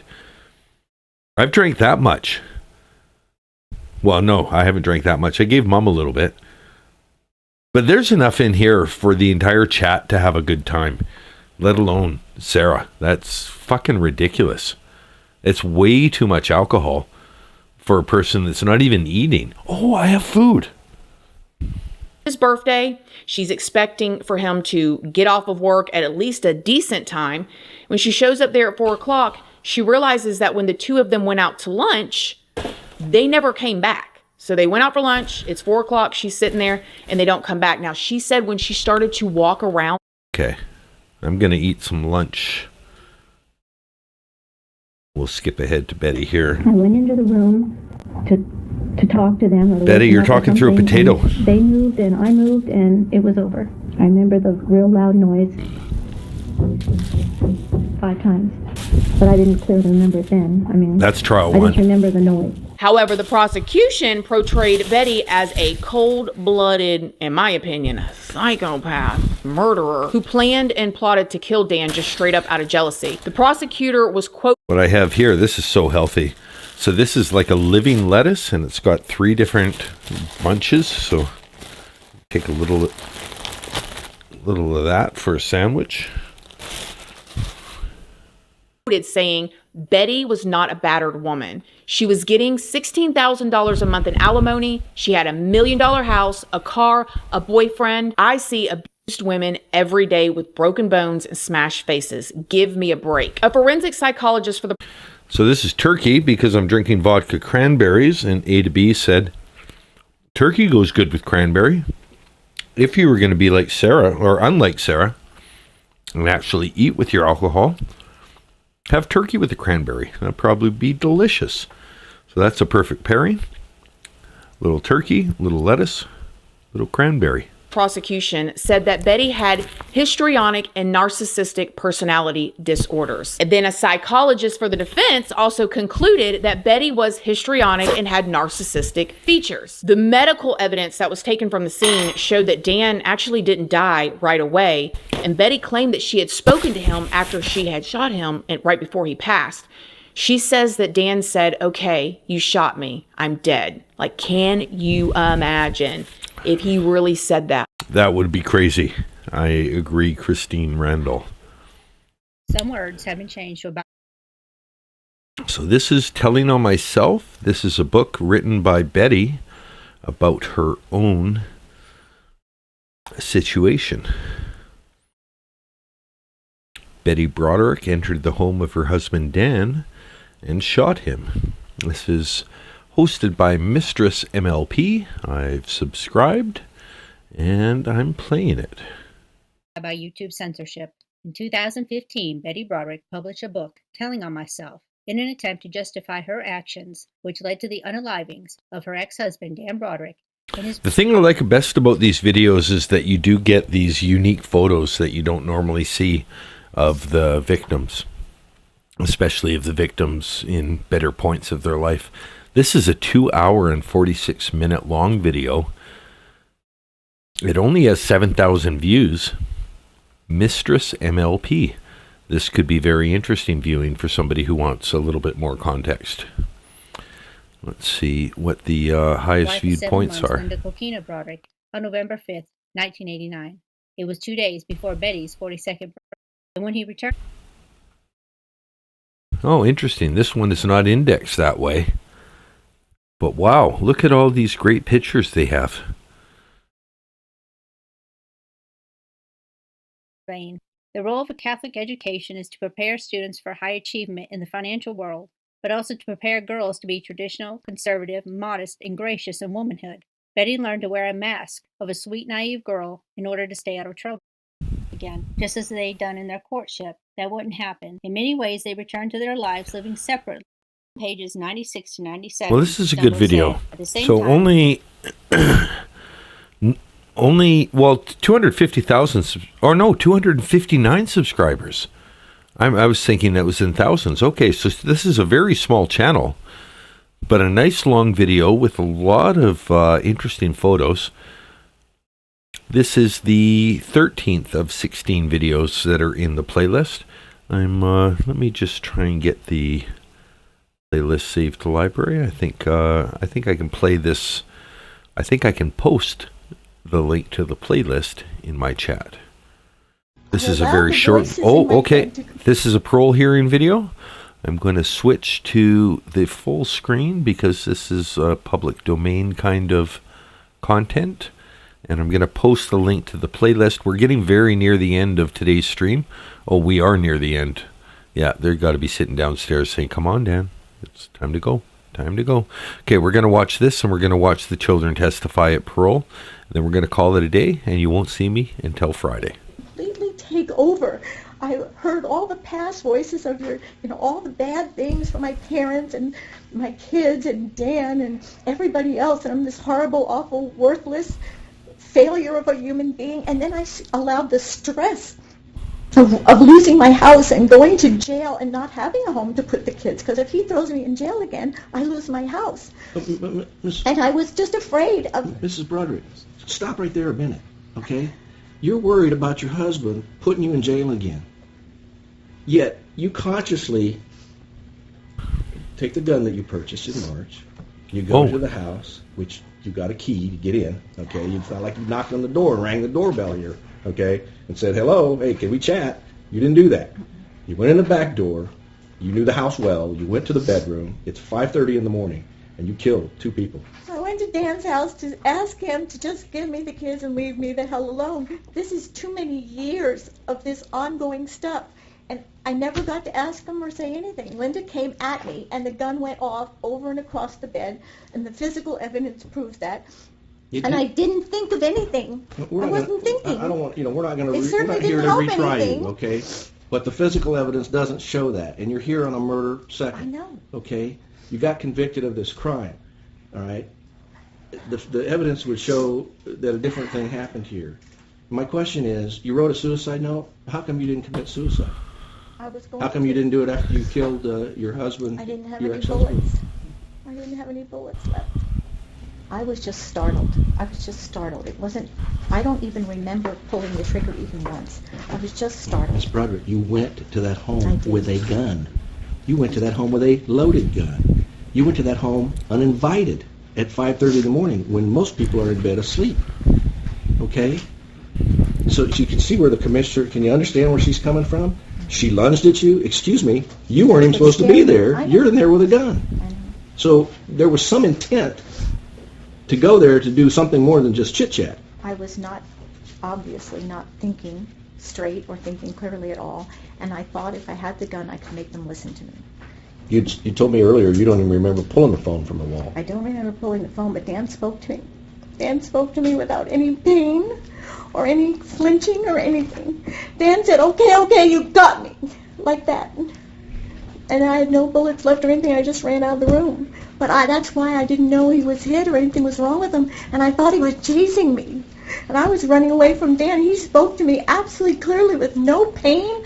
I had no idea he was hit. I thought he was chasing me. He spoke to me clearly, plainly. I have great remorse and feel terrible for all the needless, senseless pain and suffering I've caused so many. I took the lives of two wonderful people who were loved by many.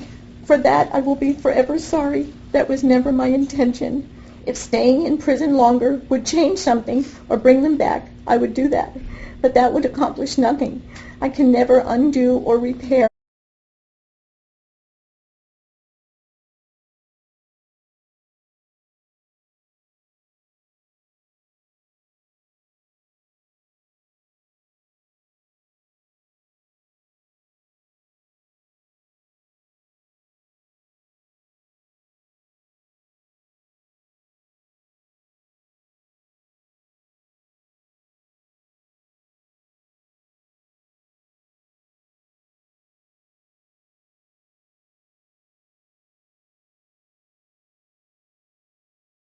I can never undo or repair the damage I have done in the past.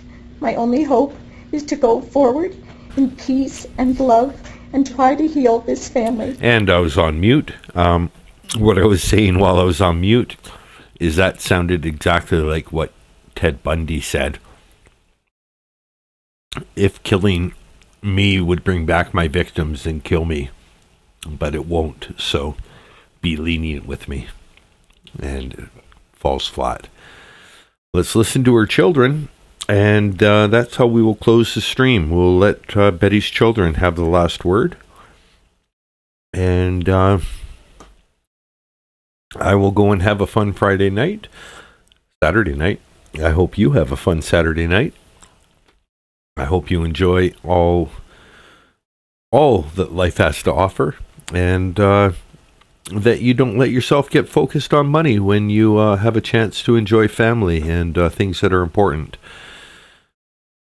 Here we go with Betty's children, and there is, for the people who might be watching in the lower floor, less than 5 minutes left in this stream. My name is Dan Broderick, Broderick. I'm the son of the victims and Betty. It saddens me to say this, but I don't think my mother is a stable and healthy person. I don't think she has been for decades. I don't think she's remorseful and insightful to what she's done. She has never expressed wanting forgiveness from us, nor giving forgiveness to my dad and Linda. She has never apologized until today for what she's done, and has never acknowledged the pain and suffering for her actions. In 20 years since the incident, she hasn't done much that I'm aware of for redemption or correcting her wrongs. My name is Kim Piggins, Piggins, and I'm the oldest child of Dan and Betty Broderick. I was 19 years old when my dad and Linda died. My youngest sibling was a mere 10. It was at that moment that the four of us became orphans. Not only did my mother's actions take our father from us, but it took her away from us as well. I just always hoped that one day she would come around and realize what she had done. Yet she still not once, until today, has taken responsibility for her actions or expressed any remorse for the damage she's caused. She has continuously maintained that she was the victim in all this, and had no choice but to act as she did. She defends her behavior to this day and makes justifications that are irrational and without factual basis. The truth of the matter is that my parents had a horrible divorce and they treated each other very poorly. But that often happens at the dissolution of a marriage. Nothing that transpired between them was grounds for murder, or frankly, any of the violent actions that my mother took towards my dad and Linda in the years prior to their deaths. I am the daughter of Dan and Betty Broderick. I have come here today in support of my mother's release. I'm not trying to deny the heartbreaking loss my family has suffered through my mother's crimes. I love my father, and I want to honor his memory. My life has been very difficult trying to get by with this tragedy and the lack of my parents. My mother has been a good prisoner for the last 20 years, as all of her prison records will show. She has expressed remorse, and I feel that she should have a chance to live her older years outside of the prison walls. I'm Rhett Broderick, son of, do I have to spell it? Broderick, the son of Dan and Betty Broderick. I too support my mother's release. I have spent 2/3 of my life without my parents. I was very young when my mom was a broken woman. She was consumed by anger and grief, and she was so depressed and just not the woman that she is today. I'm very confident that my mom would succeed outside of prison. I think that the psychological evaluation is accurate. I do not think she's a risk to society. I think she'd be a very contributing member of society, and I think that the longer she stays in prison, the harder that transition will be. Yeah. My name is Larry Broderick. Dan Broderick was my brother. I am saddened that I will never share again memories of a lifetime with Dan. I am deeply saddened to have lost the last 20 years with Dan and Linda and all of our future together. I am saddened by the devastation visited on Dan's children by this woman's outrageous acts. The overwhelming emotion I feel is rage. I have become a bitter, angry person over the years. And in order to more fully understand what I am about to say, it is important, I believe, for you to know that I believe that the criminal sitting before you is a psychopath. I am enraged that this self-centered, lying psychopath executed Dan and Linda. I am enraged by what this murderer did to my mother and father. I am Roger Kolkena, Kolkena, brother of Linda Broderick. In my view, the most important question before the panel is, if freed, can Betty Broderick do it again? If someone were to cause her to feel enraged, 2 minutes, or if she felt compelled to settle an old score, might Betty Broderick kill again? I don't know. The doctors don't know. No one can know. It is my heartfelt conviction that for the safety and well-being of the Broderick family, the Kolkena family, and the community, Betty Broderick should remain confined for the rest of her days. You know, your heart is still bitter. You're still angry. You're showing no significant progress in evolving as a person past this situation. And I think what was even more overwhelming than just us talking about it was your own kids, who you talk to all the time. And they're saying, Mom, you got to move on. You're still there. You're still back 20 years ago. And that's it. That's it. Secret love letters. Maybe that'll be for next Friday Night Ramble. I think we're going to close it off with the children and the those most affected by Betty's actions, which were the family of the victims. And that's the appropriate way to leave this stream, especially in light of the fact that my family is like, come on, Dan, let's go. So thank you for being a part of this. Thank you for being part of my first marathon stream, and I look forward to seeing you on my Friday Night Rambles. Thank you again for joining me. Thank you for welcoming my mom. Thank you for welcoming some of the newest people to our chat as part of the Betty Broderick playlist. Thank you to all the people who were part of the conversation. I really appreciated bringing this to you, and let's just end this with just a moment of appreciation for each other. And with that, I hope you're fine. I'm Dan D, and in 5, 4, 3, 2, 1, we will be at the end of this live stream. It's been a fun marathon. Bye.